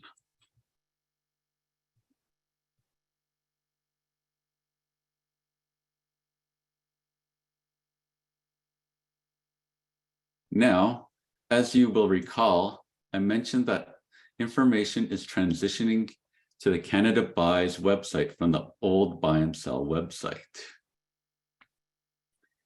In the meantime, you could still find a wealth of information on the Canada Buys, on the Buy and Sell website.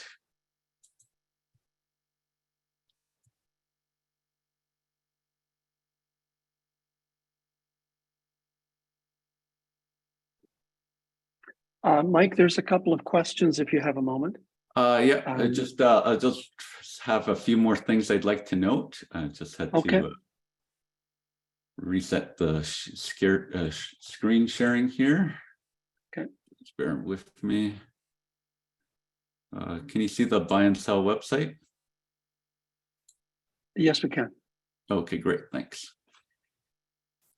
So you could still find a wealth of information on buy and sell, including information on various initiatives and programs, including the National Procurement Strategy to address direct, abandoned, or hazardous vessels.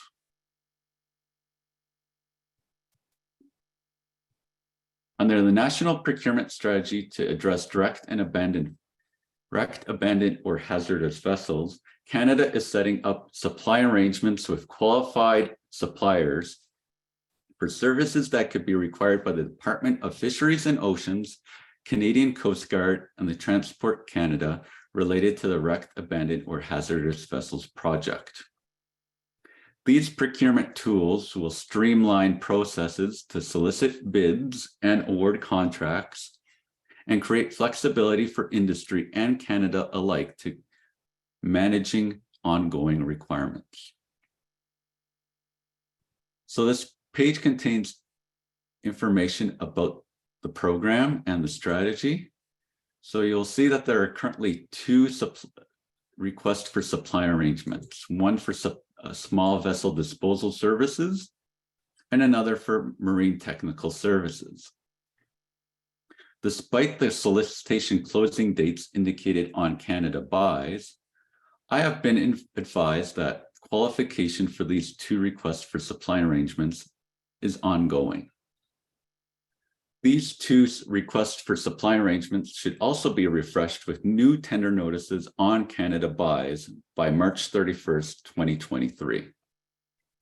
If any suppliers are interested in qualifying, they could email the contracting authority, Chantal Pilon, for more information. I'll also share her information in a few minutes.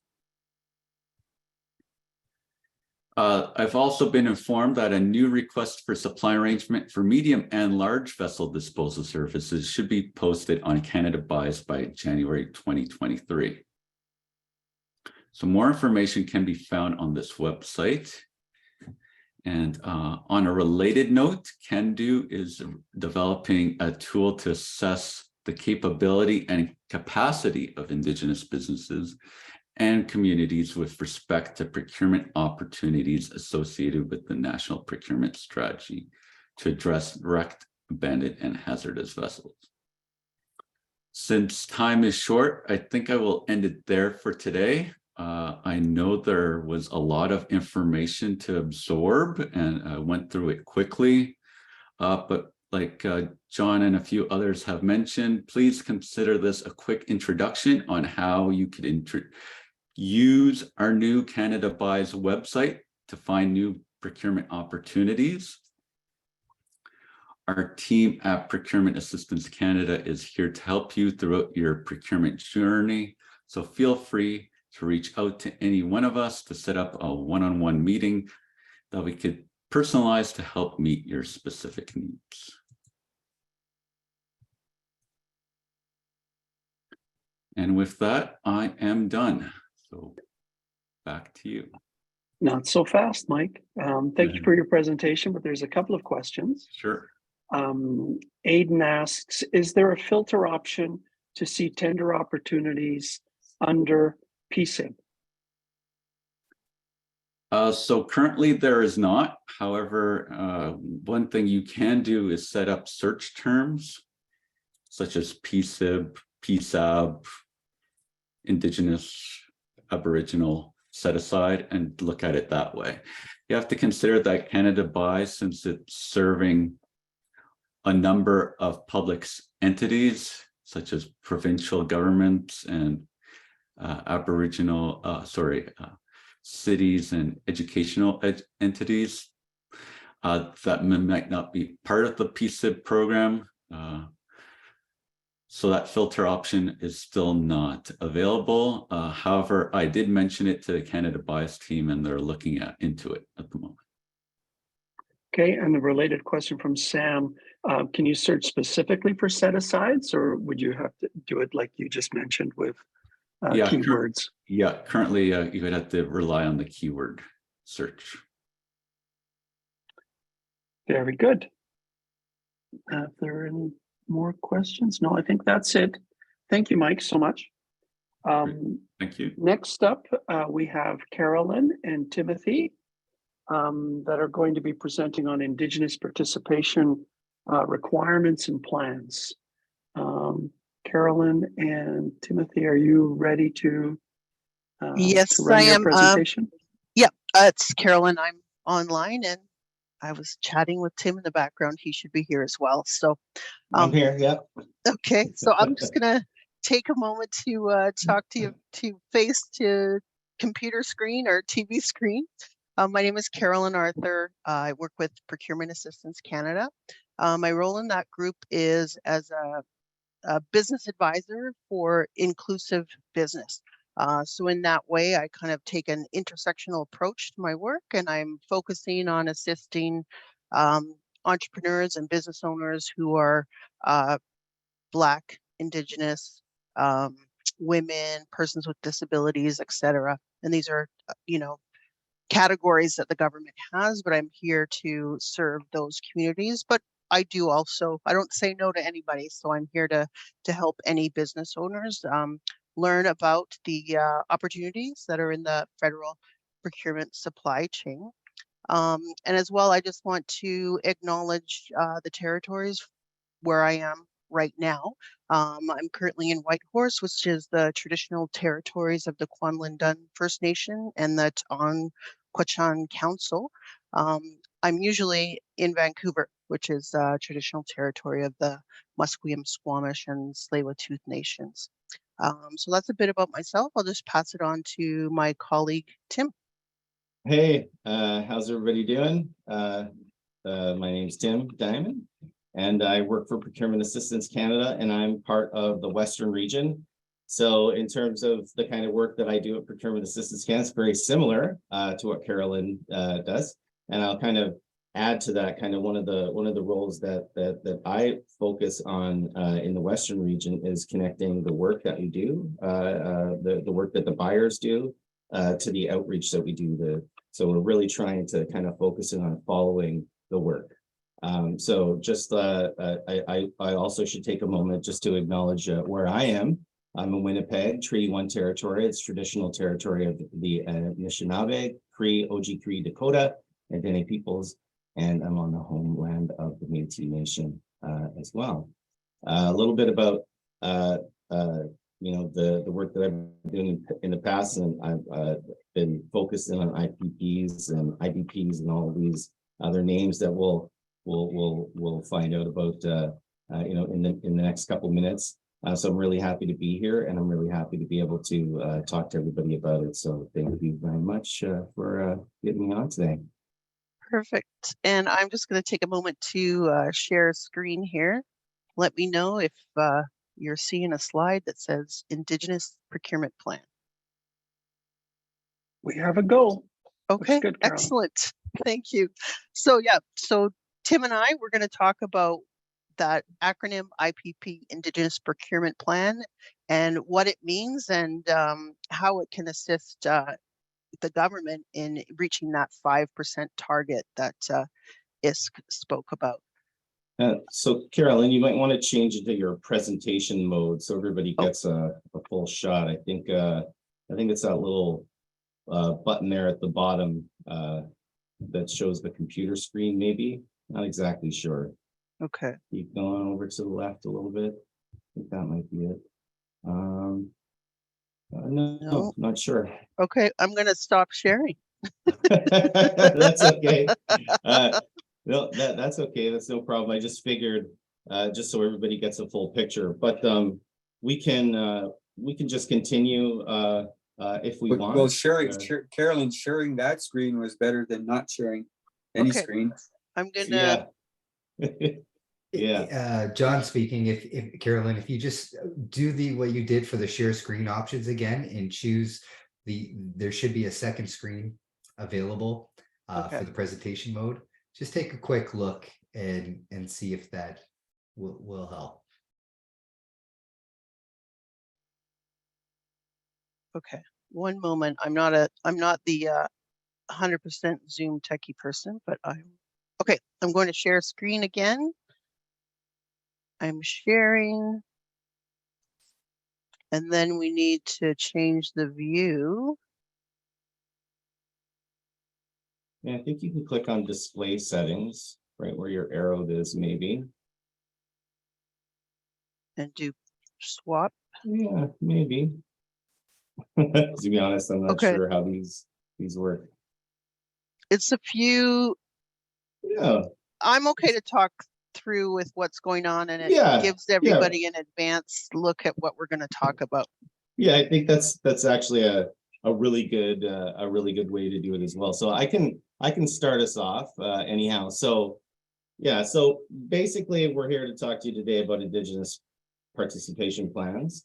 And so just kind of like exactly what it says here, these are contractual obligations intended to provide some positive socioeconomic benefits to Indigenous businesses and communities. So, you know, like for procurements that you see that might include Indigenous participation plans or IPPs, in these type of procurements, Canada will set the Indigenous participation evaluation criteria. And then after that criteria is set, bidders will be asked to make commitments related to those criteria into their IPPs. And then these commitments will be scored as part of the bid evaluation. And then when the contract is awarded, the successful bidder will be required to report back its progress in meeting those commitments alongside the usual contract work that it does. So as you can see here, there are many different names, many different acronyms that you may come across. IPPs, IPRs, IOCs, IBPs, AOCs. There are tons of acronyms, but you know the intent really you know is similar, and that is to increase the economic opportunities you know through the procurements that we're doing. So IPPs can be applied to a variety of different procurements, but that said, modern treaties, and this is kind of a little bit of an answer back, or a little bit of kind of you know advancing some of the stuff that Indigenous Services Canada was talking about as well this morning, is that modern treaties contain provisions requiring the inclusion of socioeconomic evaluation criteria in the solicitation documents. And like I was mentioning, these can be referred to as a variety of different acronyms. We have Inuit benefits plans; those are in line with the Nunavut Directive and the Nunavut Settlement Area. You may see Indigenous opportunity considerations or IOCs in other modern treaties. But regardless of the name, you know, the intent is the same, you know, to increase participation of Indigenous peoples and businesses in federal procurement. There is common criteria that you might see as part of an IPP. I'm just going to use IPP as kind of a right now, this, you know, instead of, you know, claiming each one separately. But you'll see some common criteria, but this will vary on you know modern treaty applicability. So you might see employment opportunities, or we may be asking bidders to provide employment opportunities through maybe hours of work, employment hours, or to employ a number of individuals that are Indigenous. You may also see training and skills development, where asking for particular or commitments for training programs to follow throughout the course of the contract, or hours of training that may be provided. And then also there's a component, there can be a component of subcontracting through the course of the contract, which is also something you heard about a little bit earlier. And that is just through, you know, dollars, you know, subcontracts that are awarded under the prime contractor. And in some instances, you'll see commitments for office location. A good example of this would be as part of the Nunavut Directive in the Nunavut Settlement Area. There will be points in evaluation provided to businesses, well, Inuit-owned businesses that are that are located in the Nunavut settlement area. But at the end of the day, the IPP, or the participation plan or requirement needs to fit the requirement. Pass it over to you, Carolyn. Okay, thank you. So with our share screen, I've lost my notes here. So No. I'm gonna go through what I know. So my experience here is that I used to be a buyer.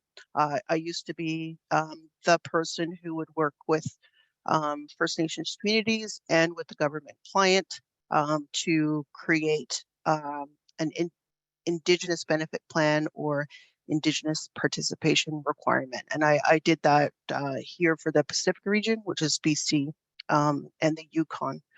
And the neat thing about the IPPs is it's new territory. It's flexible. It is based on cooperation, collaboration, and active participation in designing what that plan looks like.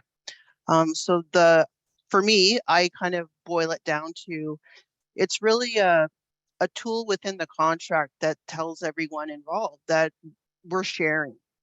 We got to share the opportunity here.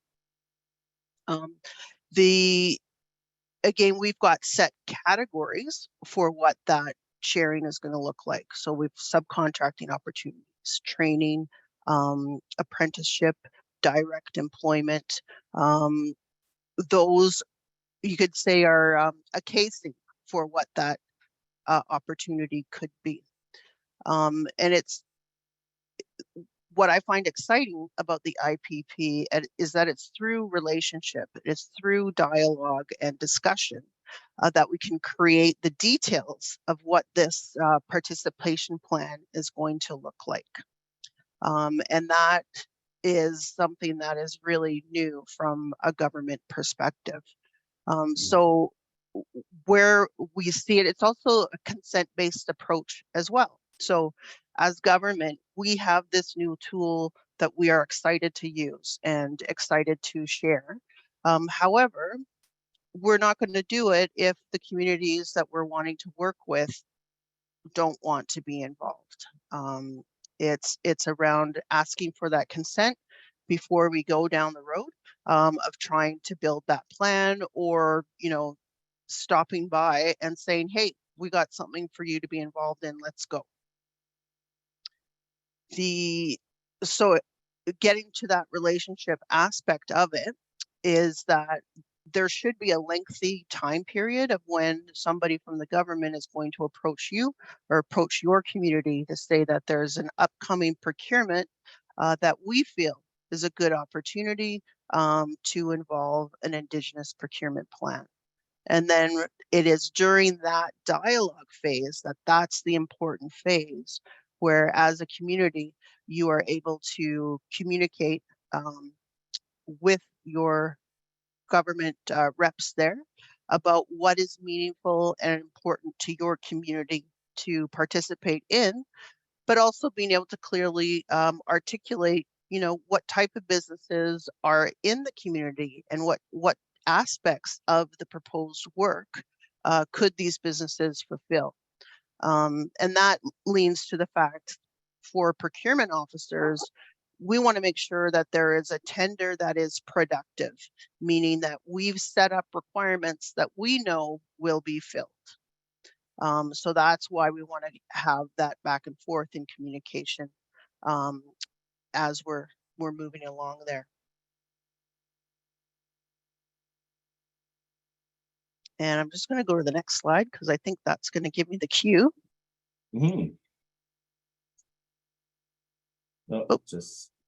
I skipped. There we go here. Yeah, so this one, there's $23 billion of an annual spend from the government of Canada. And we heard about that 5% target, and that's a minimum target. So we can see that there's a huge opportunity available for your communities to participate, build capacity, build businesses, and be an active participant in government contracts and work that are in your territories and within Canada.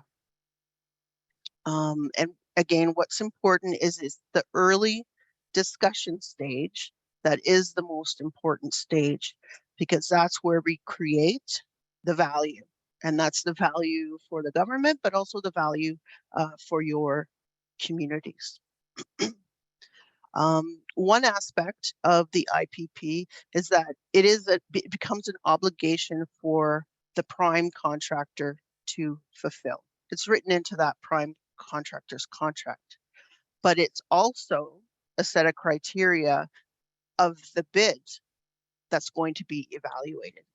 So the contractor, they want to write a really good bid, and they need you to help them write that portion of the bid and make it a good one. So it's, again, being open and ready to communicate, but also communicating in a way that works for you, not necessarily just the way to communicate that works for that that bidder.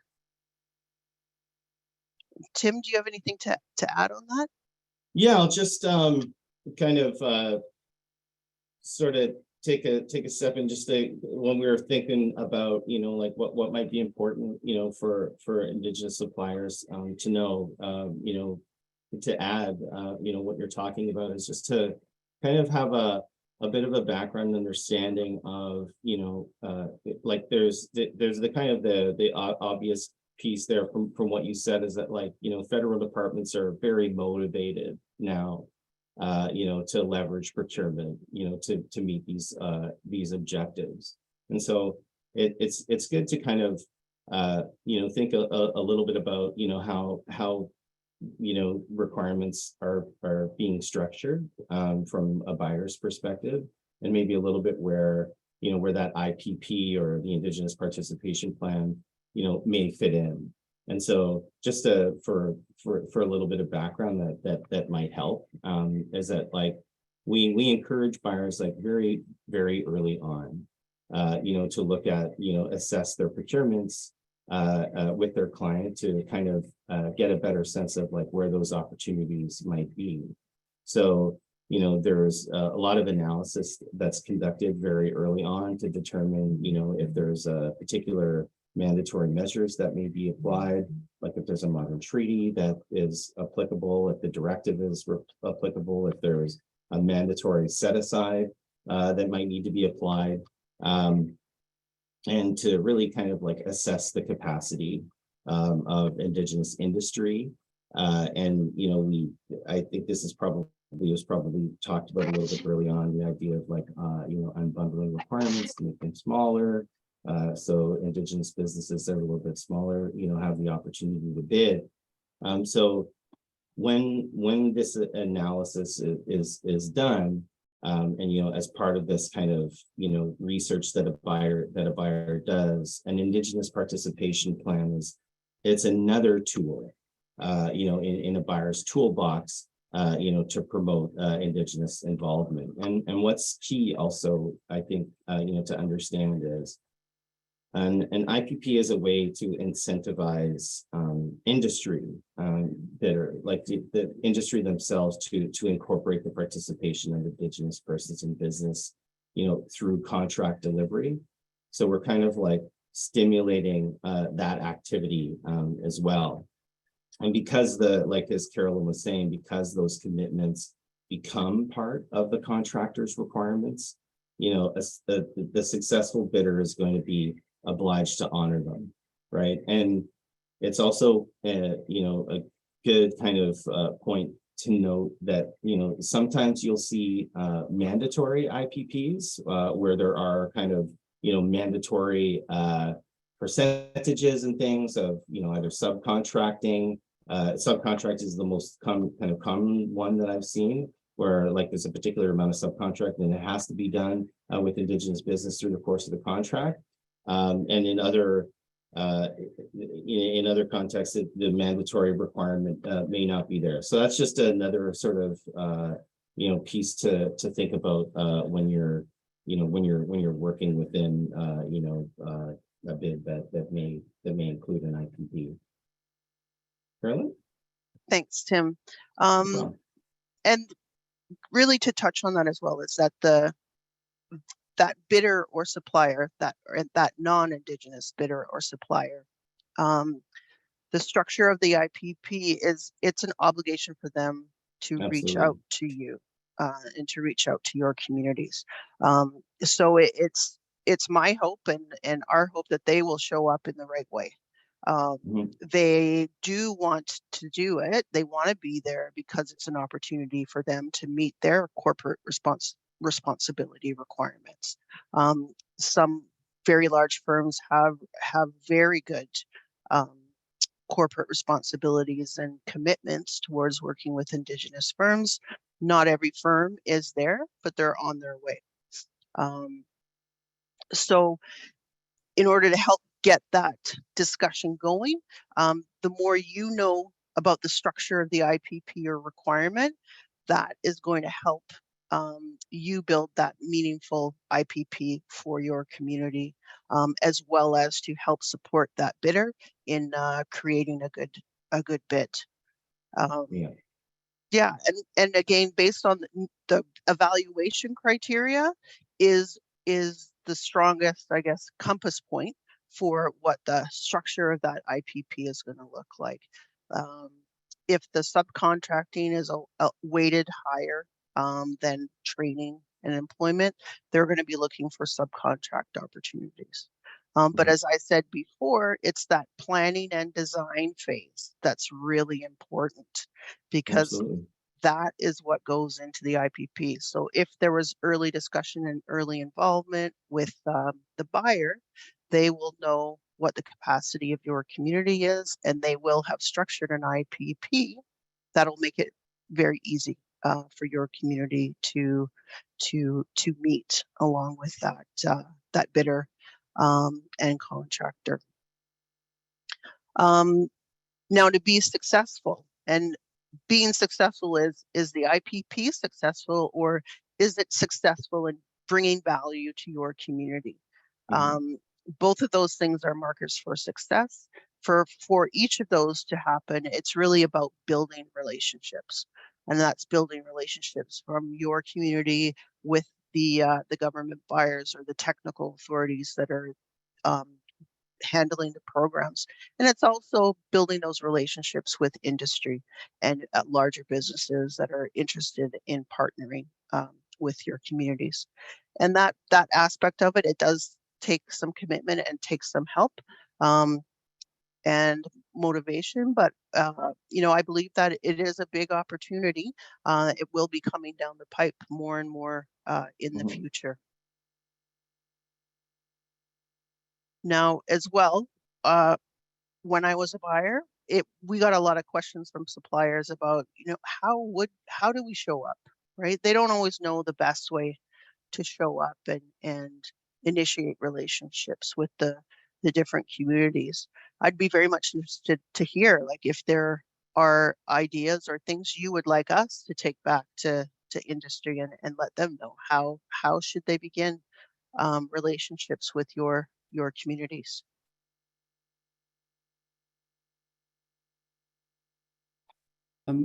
Carolyn and Tim, there's a couple of questions on the chat. I think I know the answer, but I'd like to hear it from you. First is, are IPPs strictly community focused? So traditionally, the IPP is around the traditional territories upon which the work is taking place. And then, of course, it would be affected by any modern treaties that are in place in that land, or with the Nunavut Directive, or et cetera, et cetera. And what about businesses that are Indigenous but are not community owned or community based? How can they participate via an IPP? So that's a really great question as well. So that would be about letting the buyers or program managers know that there are businesses owned by members of the community that can provide subcontracting or services to support this contract. So that kind of goes back to being ready to talk, to tell, to communicate. Yeah. Yeah, so I know in the Lower Mainland, like, is it Tsawwassen First Nation? They publicize their contractor list of member-owned businesses. Like, it is readily accessible on the website, so that's very helpful for doing projects with that nation. And one last question: are there checks and balances to ensure that the prime contractor is doing what they said they were going to do? Yes, there is. Right. Yep. Tim, would you like to take that one? Yeah, well, yeah, I gladly. And so a lot of my experiences with the Nunavut Directive and the work that we've done putting Inuit benefits plans and those templates and the structure together. And so there are two main things, and I think that you know, in terms of how reporting is done is an important piece of ensuring that you know, the commitments are being met. And then the second piece is, you know, what happens if those commitments are not being met. So like there's those two pieces, and we find that, you know, really focusing in on the reporting and the constant, like, you know, like building the relationship, you know, between you know, the prime contractor, the community that is, you know, that the IBP is based around is really the best way, a proactive way to not get to that, you know, not get to that point, right? So reporting progress, you know, at the point of invoice payment, you know, having a particular structure there is very important, and that's something that is part of the Nunavut Directive, and we're seeing in IPPs now. Now, if there is a concern with commitments not being met, I'll speak to, you know, how we would do that, you know, with respect to an IPP, because it varies, you know, depending on you know, the program that you're following. But with the Nunavut Directive and Inuit benefits plans, what we actually would do in a case where you know, the IPP commitments are not being followed through with, and there's no action plan in place that's agreed to kind of like get back on track, then we will hold back a portion of payment. So that's something that's been implemented with respect to, you know, procurements with IBPs in Nunavut.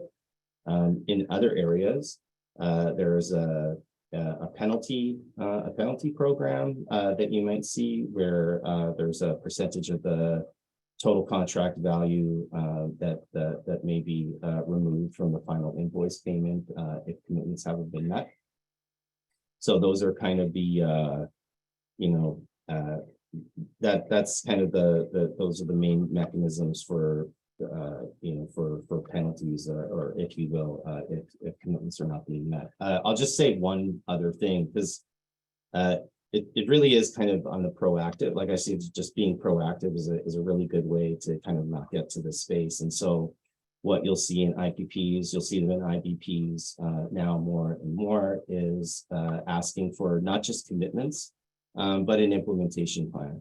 So if there is over a long period of time, we ask for an implementation plan that is evaluated on sub-criteria to ensure that we're not just you know, awarding points through evaluation criteria for contractors that are kind of just giving us, you know, whatever you know, whatever they think is best to, you know, to get a high score, but is actually identifying, you know, how they are going to meet those commitments, and that's scored as well. So that's another, you know, sort of piece of that proactivity that we're trying to do right at the point of, you know, evaluation and contract award, so we feel confident you know, that we're going to be able to follow through with the contractors really going to be able to meet those the commitments that they've committed to. Carolyn, not sure. Yeah, and that, what I would add to that, it is a process, and it is also an opportunity is within the relationship. So again, Tim and I are here to help and to kind of help you understand what's possible in an IPP.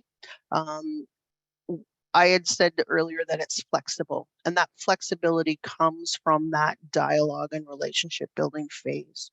So if you are having those discussions, you can bring up concerns about, hey, how do we make sure that these obligations are met? What are you building into the contract or into the plan? And, say what your concerns are, hear what comes back, and you'll have some input on ensuring that there's good relationship and good commitments going forward. And then the other side of it is to maintain that communication during the contract period, right? Absolutely. If things are going sideways, keep the buyers informed and let them know so that they can be discussed early and remediated or repaired before it becomes a bigger issue that impacts the community, and also it may impact the work that's going on. The other part of this is that the IPP, it's unique. It is meant to be a unique tool that's built according to the requirements of the nations who are participating in it, and in accordance with the work itself. So whatever the project is. I've had good success with contracts on the Alaska Highway area of BC, and that success came about as the program leader was very committed to ensuring that they showed up and did good work with 5 different communities that were along the span of the highway that was managed by the federal government. And from that commitment, there was, an annual face-to-face meetings, talking to the community. What do you need? What are your interests are? They would be very forthcoming. They, meaning the government, would be very forthcoming about the program of work. What's the 3-year plan? What's the 5-year plan? And through those discussions and having an outlook that was long, over time, there's consistent tenders and contracts that do include participation requirements for multiple nations. So that's been a very good success, and it was built on commitment to relationship. So that's what I would like to leave you with, that there is an opportunity here, and that opportunity is based on being active in the process, learning what you can, and participating and communicating. Thank you, Carolyn. Mike Young has his hand up. Mike, did you want to pose a question? Yeah, it's more of a conversation, actually. I was just kind of wondering, like, I'm just looking through the website to look at the procurement opportunities. And I guess we're kind of in a special kind of situation because our company is IEM, and we have developed a service rig training program. It's a 5-week training program for Indigenous workers that we bring in a live rig to the nation and set up the rig and do a 5-week training course where we give them the initial certificates they need to be able to be working it, which is first aid, H2S, and fall protection. On top of that, we also do part of a 5-week program. One day of the week, we bring in a Victor Lethbridge, who has been working with the Indigenous community over the last 15 years to give them kind of to help kids with addiction and just give them life skills training, right? So we bring him in once a week to build relationship with the people that are in the course, to understand their challenges. And part of our commitment to the people that take the course is a long-term mentorship, right? Like, if you have a problem at work, give us a call. Like myself and the other John has been working with me. He like, we're both 25-year plus guys on the service on the oil and gas in Alberta, right? So we feel we have a confident, like, we have a good outlook of what it looks like to be in the industry, and we just want to be able to transition people into the oil and gas, because there's a tremendous amount of demand for people, and there's obviously a lack of representation in that sector, right? We also have Indigenous employee retention training and Indigenous awareness and sensitivity for employers as well. And one of the challenges we're having is like having the funding to get going, right? Like we want to deliver this platform, and like there's a lot of grants available, one from the government to the nations to be able to pay for those, but just getting the ball rolling, we're really having a hard time trying to get the funding to deliver the program. And I mean, obviously, so trying to find a procurement opportunity to be able to do that. Is it different on the Indigenous side to be able to present something like this and get something for it, or is it only what's up on the website? That's what's up on the website. So I think there's a couple different pieces in terms of being able to develop your idea. So just to speak directly to funding, as a PAC employee, I can help you find different ways to access funding. PAC itself, we don't do grants or contributions, but I can, or people on my team can take the time to show you some ways to access what funding is out there, or put you in touch with other government organizations that can help you on that particular path. The other aspect of it in terms of access to contracts, I think there's a few different ways. And again, something we can discuss in detail in a one-on-one. But one of it would be about putting your company up on that interested in bidding section on appropriate tenders that are on Canada Buys. Because you want, that's marketing yourself, marketing your company. Maybe there's a larger company that could use your services in their implementation plan under an IPP. So that's one thing that you could do there. And yeah, taking the time to do some research about what are some of the larger programs out there that need this kind of service on a longer term basis. Thank you. Mike, Barry just posted something in the chat. There's a link that says it's a good place for Mike to start. It's a benefits funding finder. Yeah, and I can add on that. That's a really, really good link. And it's also, you can kind of create a profile there, and as different funding opens and closes, you'll get a different list. So it's something that you'll want to check in on. So yeah, definitely reach out to myself or anyone at the Indigenous Entrepreneur Center of Expertise, and we can show that to you and help you go through it. Thank you, Carolyn. Very good. Thanks, Mike. Carolyn, Tim, thank you so much for sharing your information and your contact info. Again, the slide presentation and the recording will be available starting Thursday on the same website. We're now moving along on our agenda. We're a little behind, but we're still going to be finished, I think, by the top of the hour. So next up would be John Johnstone again. John, are you ready?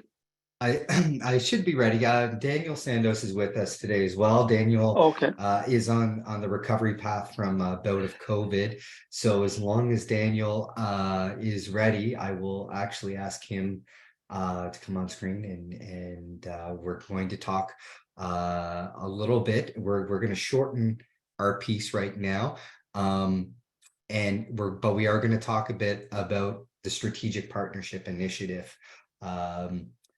Daniel, let me know if you're ready to go. Very good. Good morning. Okay. Try to share my screen. Can you see my screen? We can now. Small or big? Small. Okay, let's see. Just do. Oh, now we cannot see it.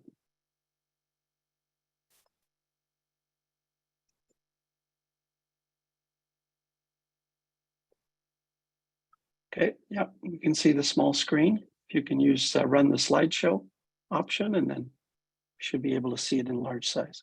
The problem I have is that I have to do this way, I guess. There we go. That's working. Good morning. My name is Daniel Santos. I'm calling you out of Victoria, traditional and unceded territories of the Songhees Nation, where I live, work, and play. I'm a senior advisor with Procurement Assistance Canada, focusing on engaging with Indigenous businesses and communities.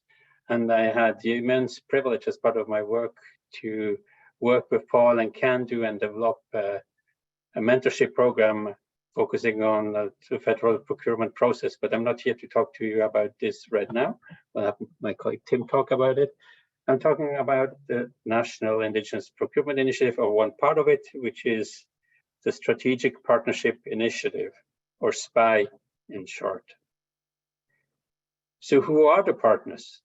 So you have lots of the partners to engage with are federal partners, like my home department, which is Public Services and Procurement Canada. We can be a partner to partner and work together with an Indigenous entity, and that focuses on an economic development, on supporting Indigenous prosperity.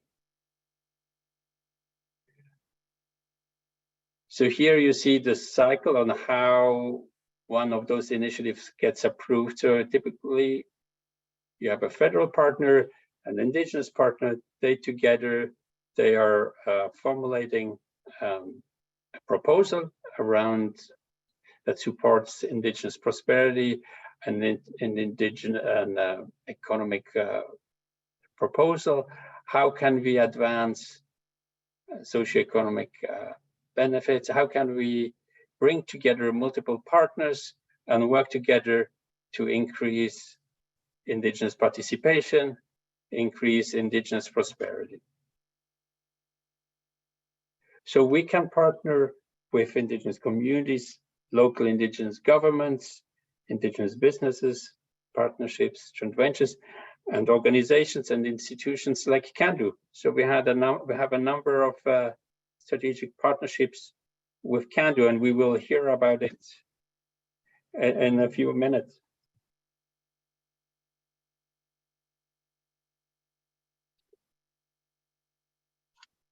Just by numbers.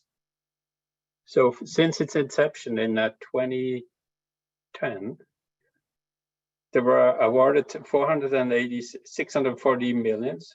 Out of those funds, 154 were SPI funds.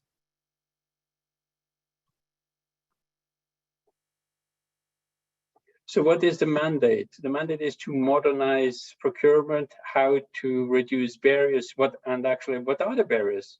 Find out about what is the Indigenous capacity and capabilities. Like Mike Cesniak has referred in his concerning the wrecked and hazardous abandoned vessels tender. They will need to find out what are the skills available, what trades are there, what skills are where, so that we can match demand and supply. So what is the IEC role is to come in and evaluate those proposals that have been submitted. They will say, yes, we need more details here, so we will add those details will be added. We then at the end, as part of when we work with organizations like Cando, of FNBDA with Mike Boncher on those initiatives, we will engage, we will then work on those proposals to get them approved, to work together in the concretization of those projects. But the most important thing is to strengthen our relationships, strengthen our partnerships with our Indigenous partners, to support the gap, the closing of the gap of the socioeconomic disparities between Indigenous and non-Indigenous peoples.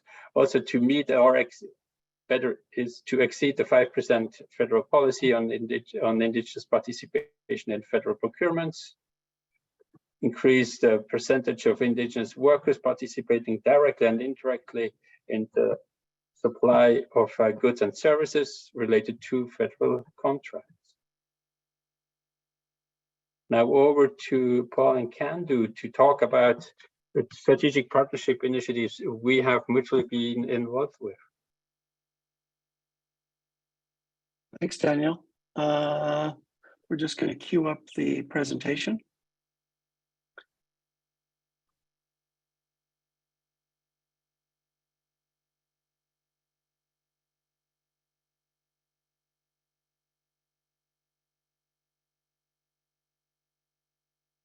Great. Do you want to go to the next slide, John? So just a little bit about Cando, if you don't know, we're a membership-based organization serving economic development officers across the country. We've been doing so since 1991, to the point now where we've graduated about 450 individuals through the Technician in Aboriginal Economic Development, the TADE program. So it involves certification, which helps to not only establish economic development as a career, but it also demonstrates capability so that communities who are hiring economic development officers can rest assured that there's going to be impact created in their local economy. Certification also enables portability of work for EDOs. So if they can, get their start, get their training in one jurisdiction, they now have the comfort level to move to other jurisdictions, and the communities know that they are all have reached a minimum level of competency and capacity. We also do a number of initiatives involving youth and training efforts with our regional training and our conferences. Next slide. So I'd be happy to drone on and on about Cando, but you can go to edo.ca and have a browse around our many initiatives, including our Indigenous coaching program, our mentorship program, and some of the youth, other youth initiatives. Go ahead, John. So as was mentioned, Cando and Procurement Assistance Canada have been working on several SPI initiatives to address the capacity gap and accelerate Indigenous participation in procurement to the point where this event today is part of that relationship, part of that initiative, and a small part of the plan moving forward. So we'll be speaking a little bit in detail about the mentorship program, but just as a backgrounder, we worked with Procurement Assistance Canada to develop 2 mentorship cohorts that basically put several classes through the process of navigating the procurement website, how to look for opportunities, and how to address how to develop their bids to be successful. The results are so good that we developed a SPI initiative that scales that up. So now we're going to, in 2023, work with the 6 regional Procurement Assistance Canada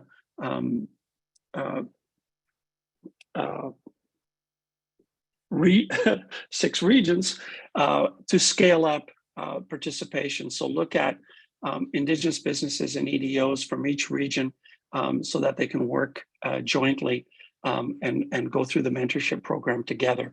We find that businesses that have shared geography and shared issues work better together, that they can scaffold off of the learning that they're doing. Another initiative that has been developed, and Mike mentioned this earlier, is the Wrecked, Abandoned, Hazardous Vessel. That SPI initiative is jointly shared by Transport Canada and Canadian Coast Guard.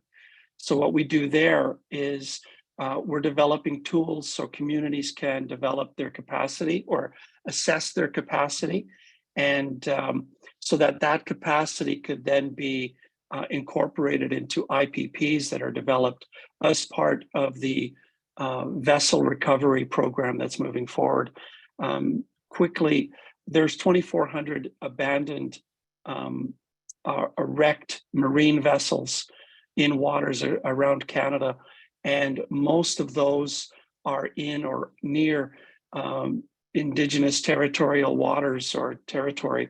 And so the Government of Canada and Cando recognize that recovering these vessels, salvaging them, recycling them, whatever the process might be, is a process that Indigenous communities, if they have the capability and if we work to build that capacity, can participate in for generations.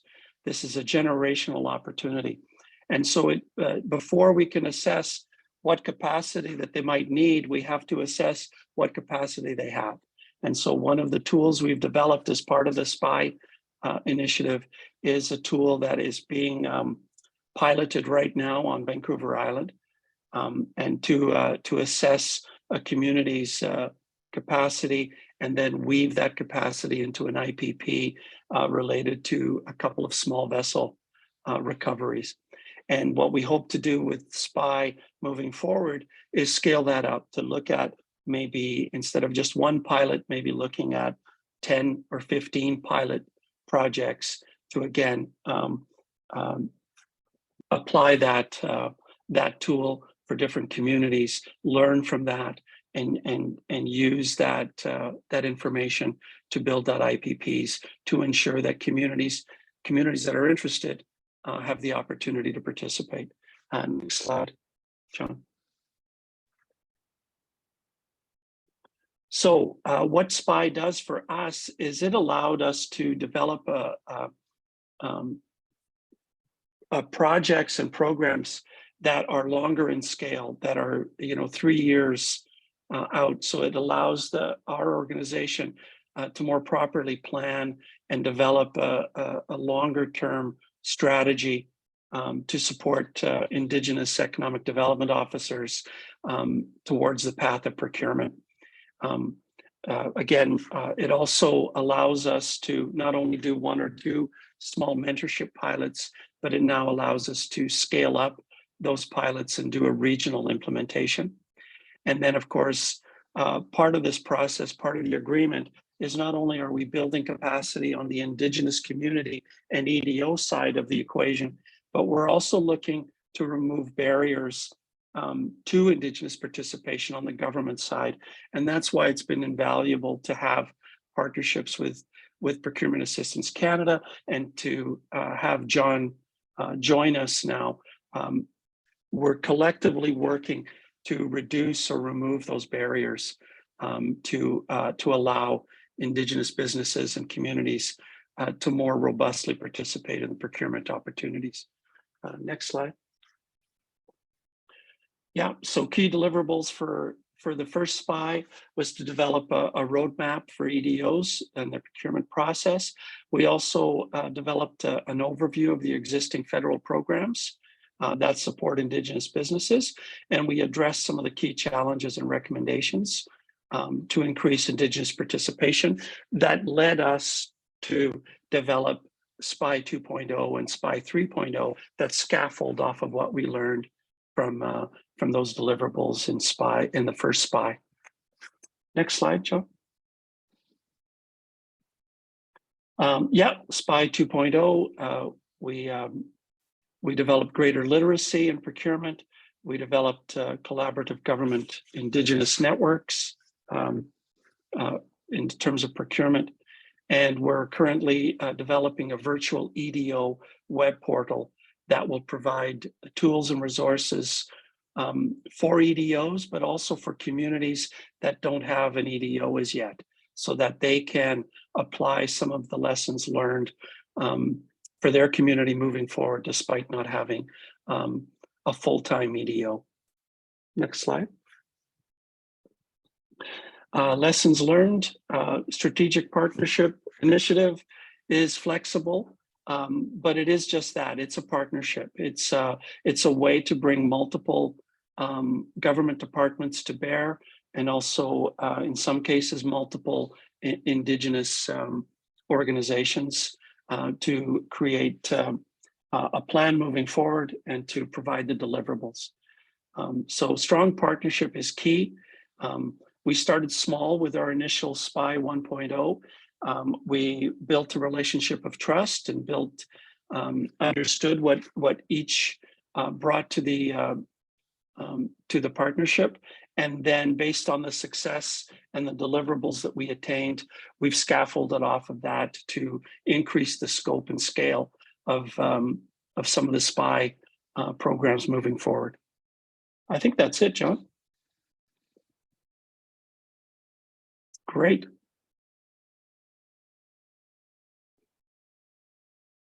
Yeah, and oh, sorry, Paul, go ahead. No, go ahead, John. I was just going to say at this point, just as a wonderful segue from what you just talked about, I believe Tim Lowe and Daniel are just going to talk for just a couple of minutes about the mentorship pilot and where we're going with it. So Tim, if you're ready to go. I don't Sure. think, Tim, can you share your screen, Tim, or no? I will try. Okay. This second here.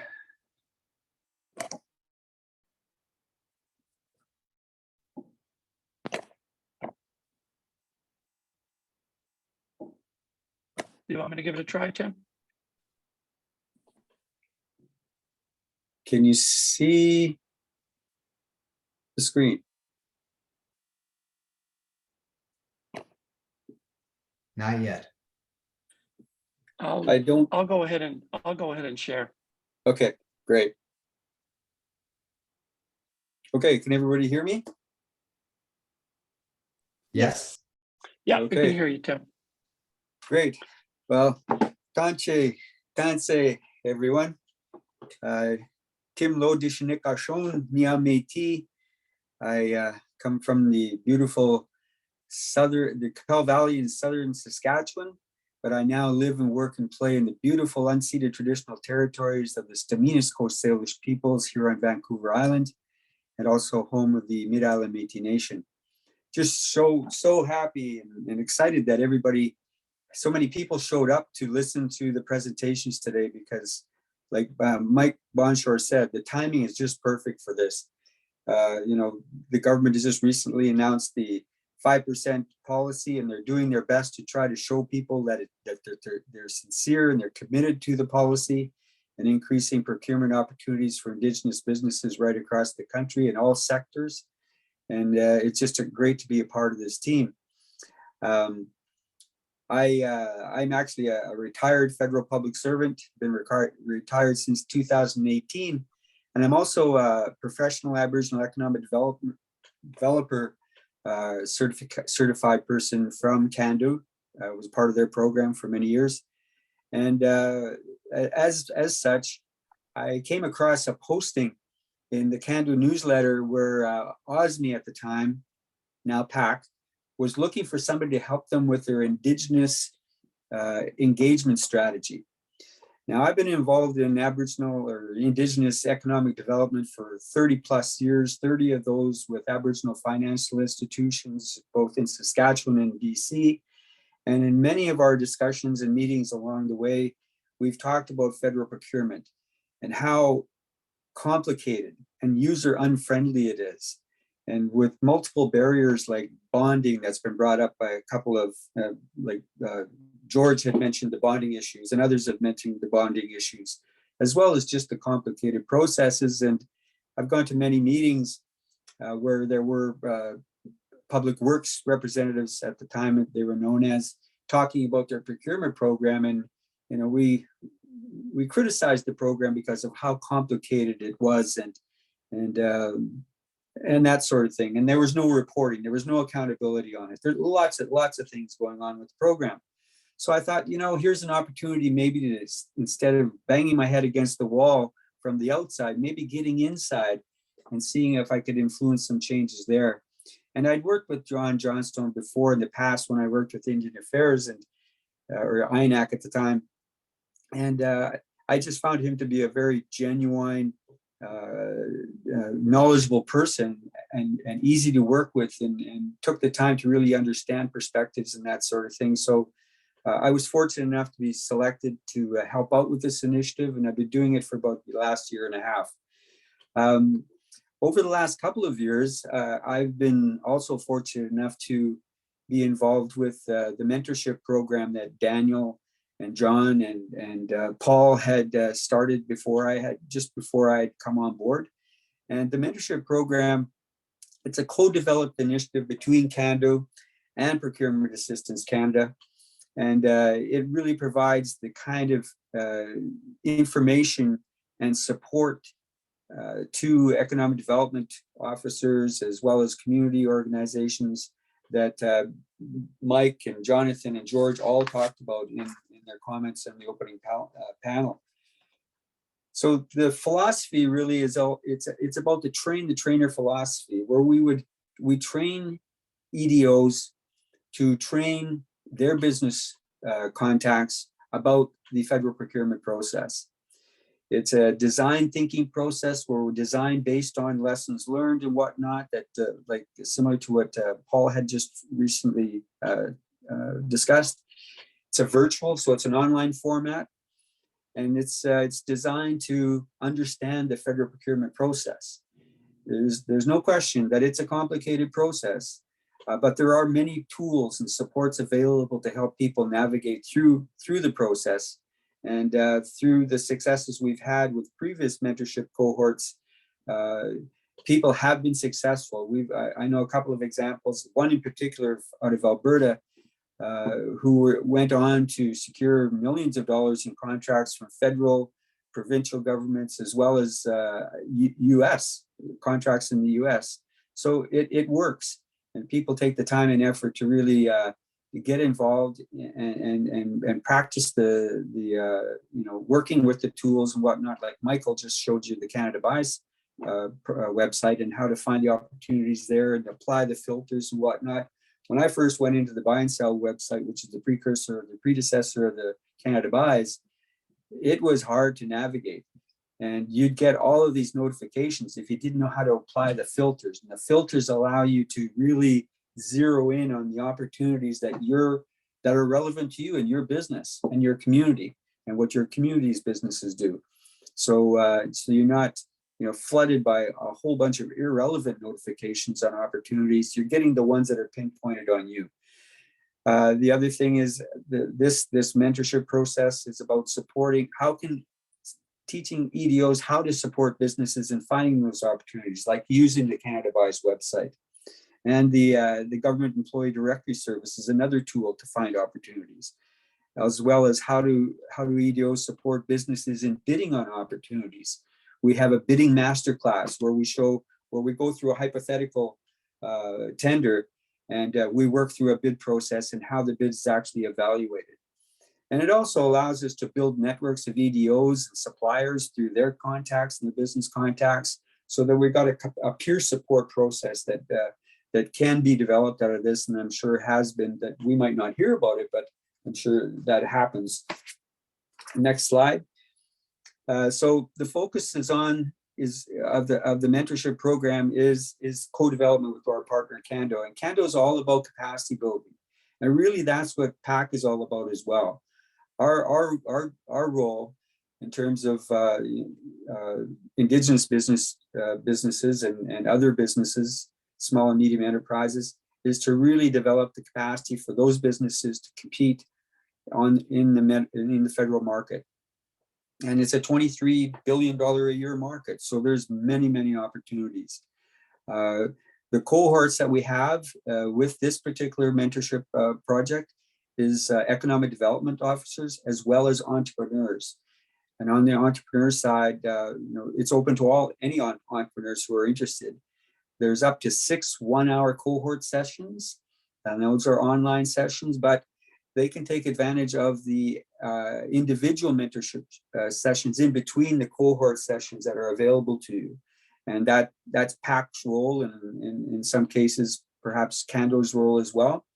But those are valuable to get the one-on-one supports and information that people often look for. The activities under the program, it's an in-depth look at the federal government process, looking at what the role of public service and Procurement Canada is, what the role of PAC is, and the various components of the department. Looking at tenders, looking at low dollar value procurements. This is a real area of interest for many people that we've talked to, including the AFI, BC Yukon AFI group, who feel that many of their clients aren't really ready for the big procurements. And that's what, when you talk about federal procurement, you're thinking about maybe, shipbuilding and buying planes and all these huge, large, mega $1 million projects. Well, the federal government buys everything from pens and paper and tires and goods and services, right from very low dollar values right up to multi-million dollar values. Well, we're hearing that many of the clients, the businesses that the FIs are dealing with, and many of the EDOs as well, are maybe not at that level. They want to walk before they can run for some of these larger opportunities. So a focus that we have in this particular in our mentorship program is looking at those opportunities and how to access those. Looking at Canada Buy's website, like Michael just went through with you earlier, policy updates so that the businesses, people involved in these mentorship sessions they understand the policies and understand that there are changes happening every day, like the 5% policies and the changes you heard earlier from Mike and his partner about the procurement strategy for Indigenous businesses. What is the Indigenous participation requirement, the benefits, the partnership opportunities, and what should we be doing? Like Mike Bonshore's SPI project is all about looking at the barriers and what should we be doing with regards to procurement, not only federally but provincially as well. How can we collaborate better that way? What is the procurement strategy for Indigenous business? What is the Indigenous Business Directorate that Mike talked about? Mike Ricci talked about the Business Directorate and how it's really important that the Indigenous businesses register in that directorate to be counted towards the 5% policy. The bid evaluation masterclass that I spoke to.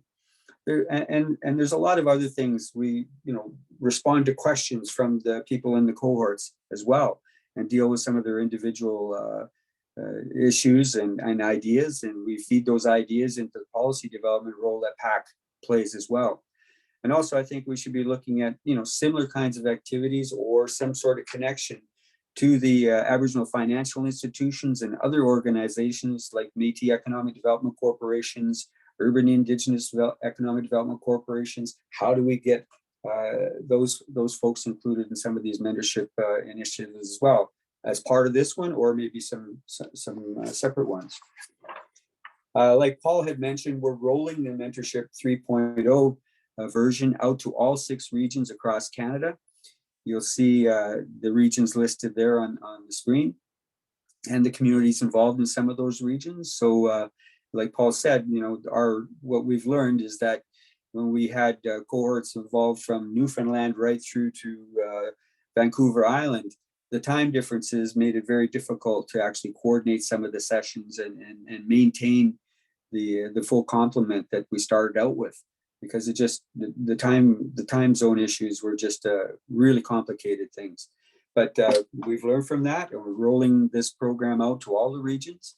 Regions are getting ready for it right now, and we're hoping to be bringing this program to a region near you in the very near future.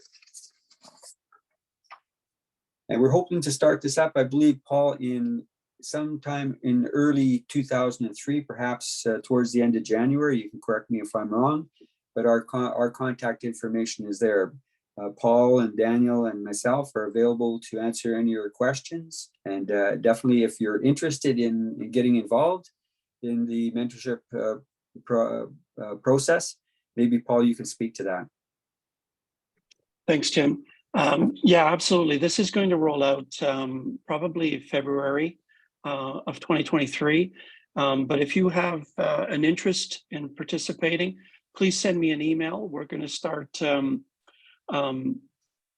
pooling all the interested businesses and communities together, EDOs, and segregating them by the appropriate regional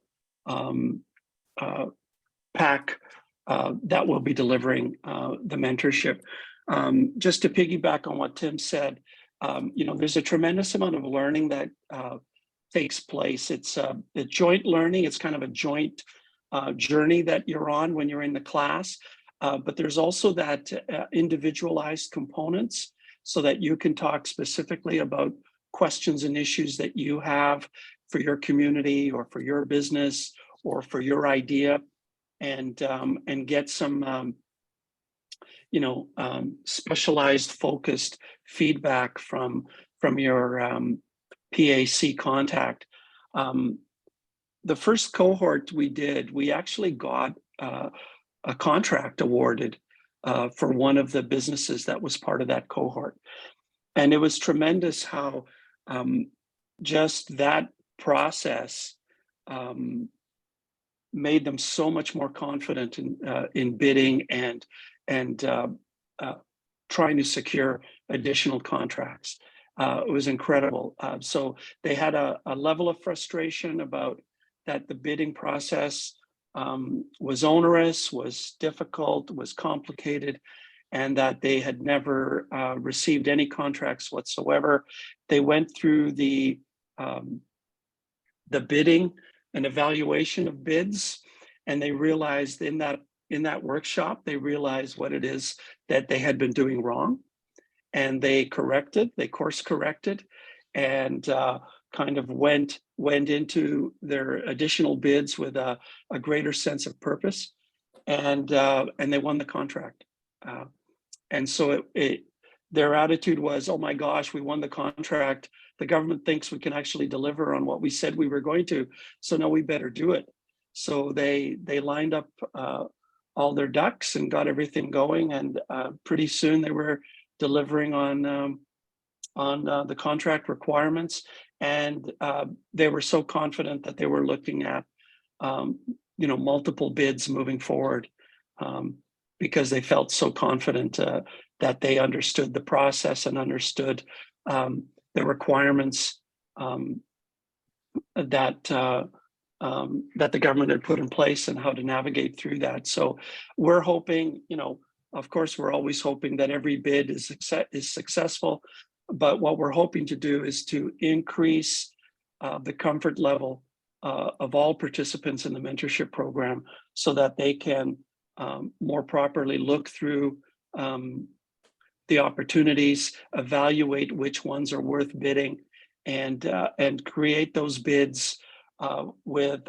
knowledge that they have a very good chance of being successful because they understand what government is looking for and what the process is to get that. So that's why we're really confident and excited about scaling up this opportunity to the different regions, not just one pan-Canadian mentorship program, but a regional approach to it. And so we're going to roll that out. We're also excited to advise that one of Cando's premier regional training events, BC Links to Learning, is going to be delivered in person in Vancouver at the end of January, beginning of February. And one key component of that event is a procurement day, where we're actually going to sign up EDOs to be part of the Pacific Region PAC mentorship program. And we'll start taking registrations for that during BC Links to Learning. So all of the PAC folks and staff from Victoria and Vancouver will be on hand, and we'll start registering EDOs from BC and Yukon for that regional mentorship.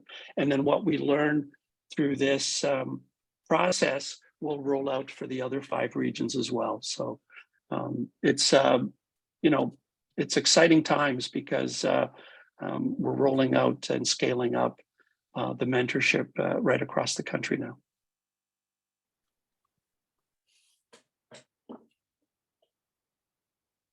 Great, thank you, Paul. Just I'll give you a chance to breathe there.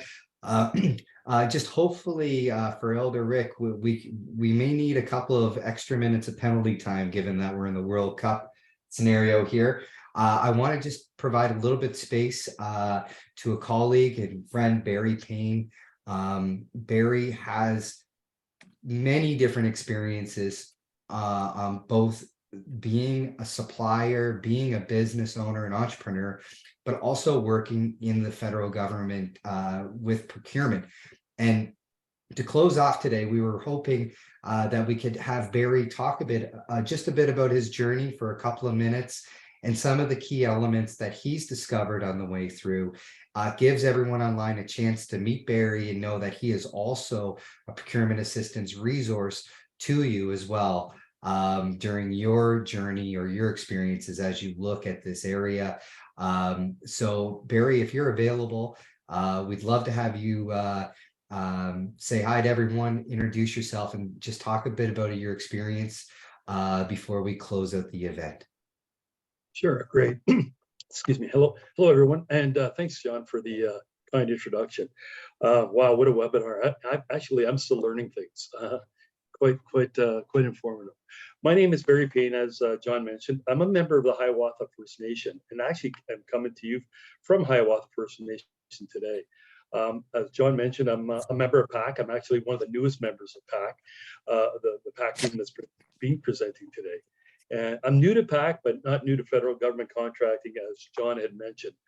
I started my first venture, Adirondack Technologies Furniture, well over 20 years ago, from right here, where I'm sitting, actually, well, below me in the basement of where I'm sitting. Now that my kids have grown and moved on, I've been able to move up in the world, and I get to look out a window most of the day while I'm working, so that's kind of nice. Adirondack, as I grew it over the years, actually, eventually we were able to grow it substantially. It was an office furniture company where we actually built cubicles. Somebody would build the building and we would build the cubicles inside the building.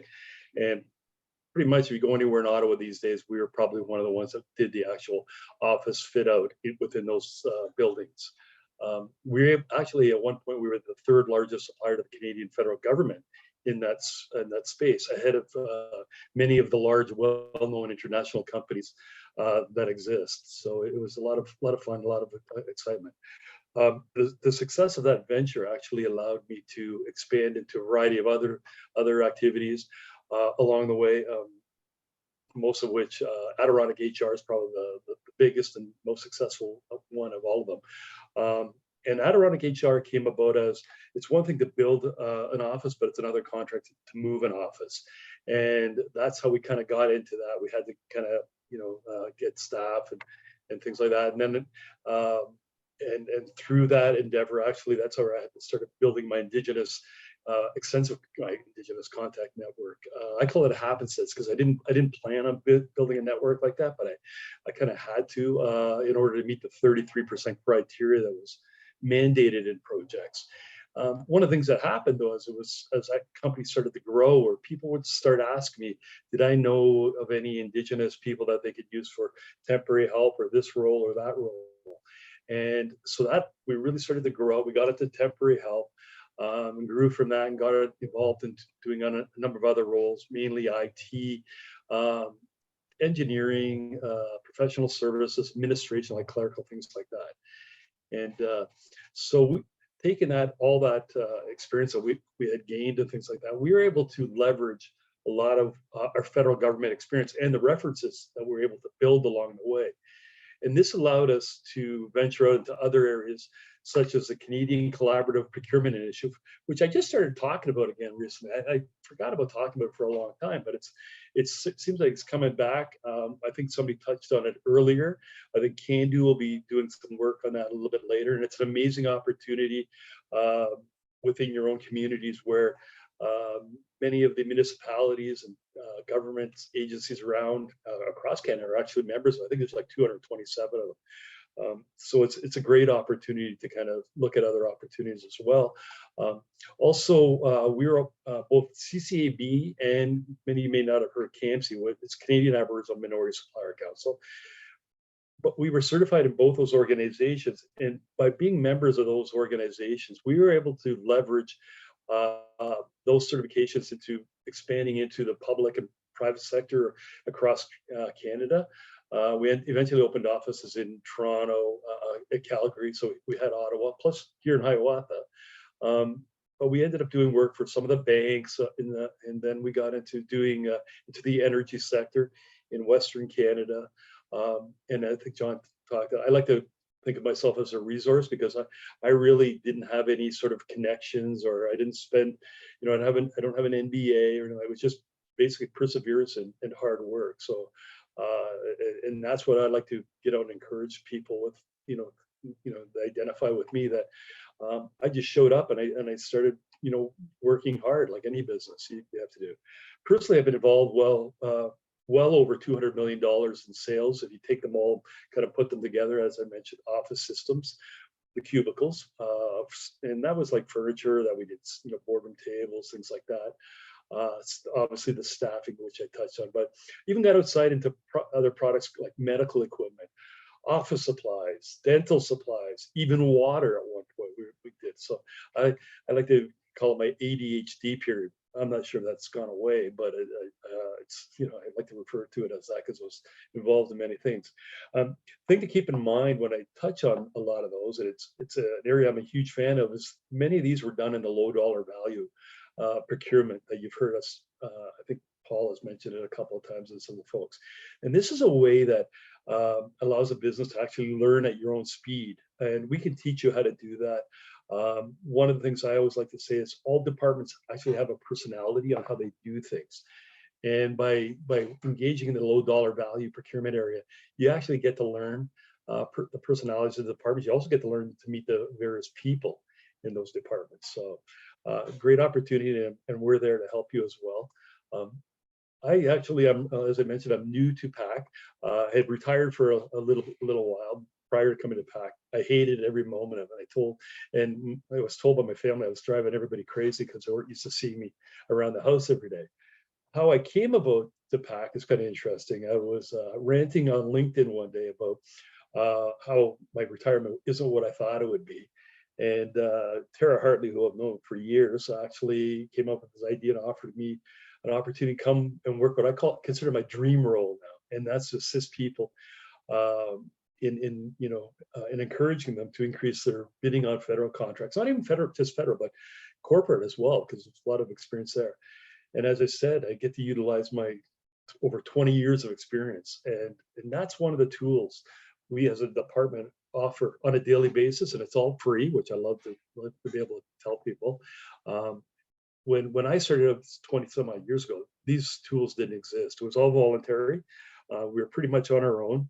I can remember listening to things like Amway cassettes and that for motivation, driving back and forth. And so now I look at the mandate and I look at the opportunities and I look at the people I meet across the country, where we're standing, where we're ready to build that capacity. And I like to, as I said, encourage people, but also like people to reach out to me, because over those years, I've met a lot of folks inside and outside the Indigenous world. And I've done a lot of connecting over the years, just putting organizations and people together. One of the ways that the federal government, and we've accepted, is the fact that we'd love to see more collaboration, more joint ventures and opportunities. And I think that's one way to increase opportunities within your communities. So what you heard here today is just a start, and it's going to be hopefully a pretty exciting 3 years while John is over at Cando, and I'm looking forward to offering my assistance and our team's assistance in any way possible.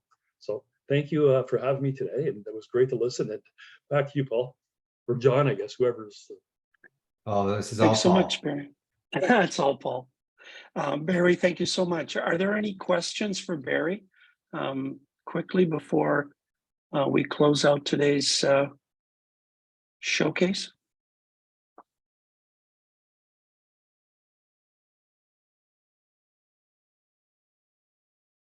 I'll just do one last plug for Barry, is that I have been so impressed with watching Barry connect, and he is a wizard on LinkedIn. And I think he's probably going to have about 100 new requests for friending, or whatever we call it, connecting on LinkedIn after this. And he is absolutely one of the most important connectors I have met in this space. So even if you don't have questions that you want to raise right now for Barry, I do recommend people track him down. He is so genuine in his assistance that he's providing to people, and his experience, the breadth and depth of his experience is quite incredible. So just one more plug for Barry, because I've really treasured watching him do the work he's doing right now. So thank you, Barry. I echo that. Thank you, Barry. Barry has shared his email address and point of contact with LinkedIn in the chat. I've done the same. So if you're interested in the upcoming mentorship sessions or any of the other Cando initiatives that we have, please drop me an email. I'd be happy to continue a dialogue outside of this. Like I said early on, I probably don't have the answer, but I know who does. So I'll connect you with the people, the knowledge keepers, and make sure that any of your questions get answered in due course. One final note: thank you all for spending time with us.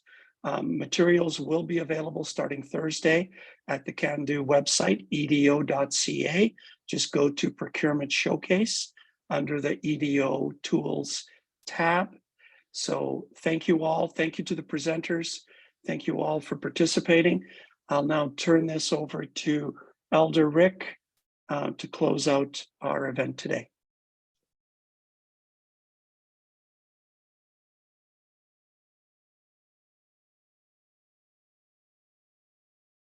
Elder Rick, you're on mute.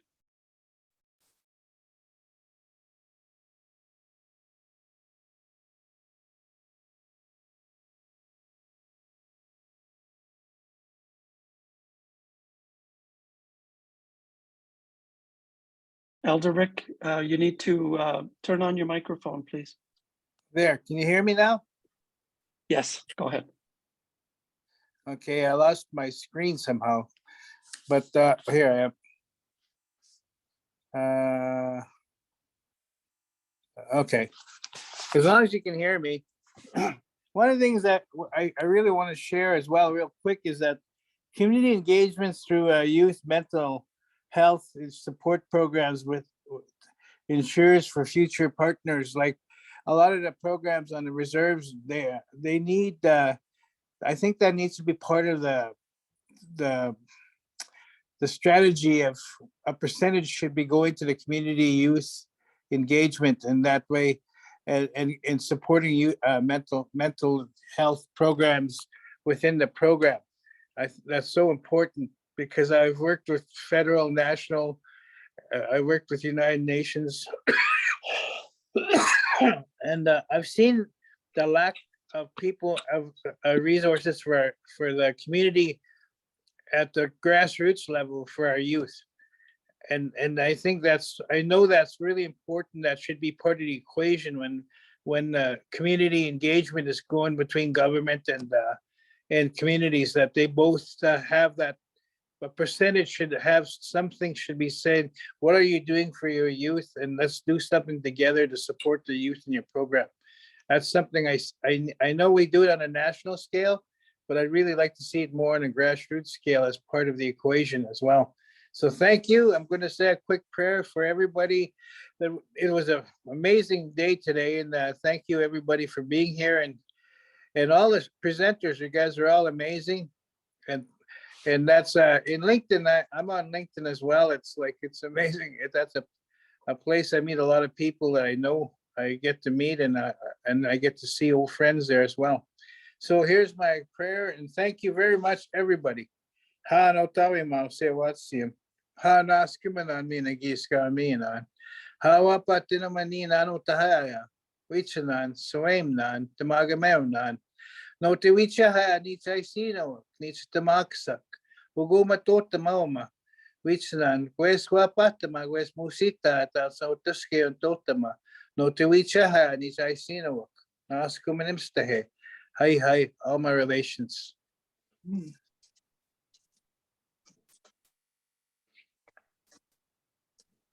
Thank you so much, Elder Rick. that concludes our day. Thank you for spending part of your day with us.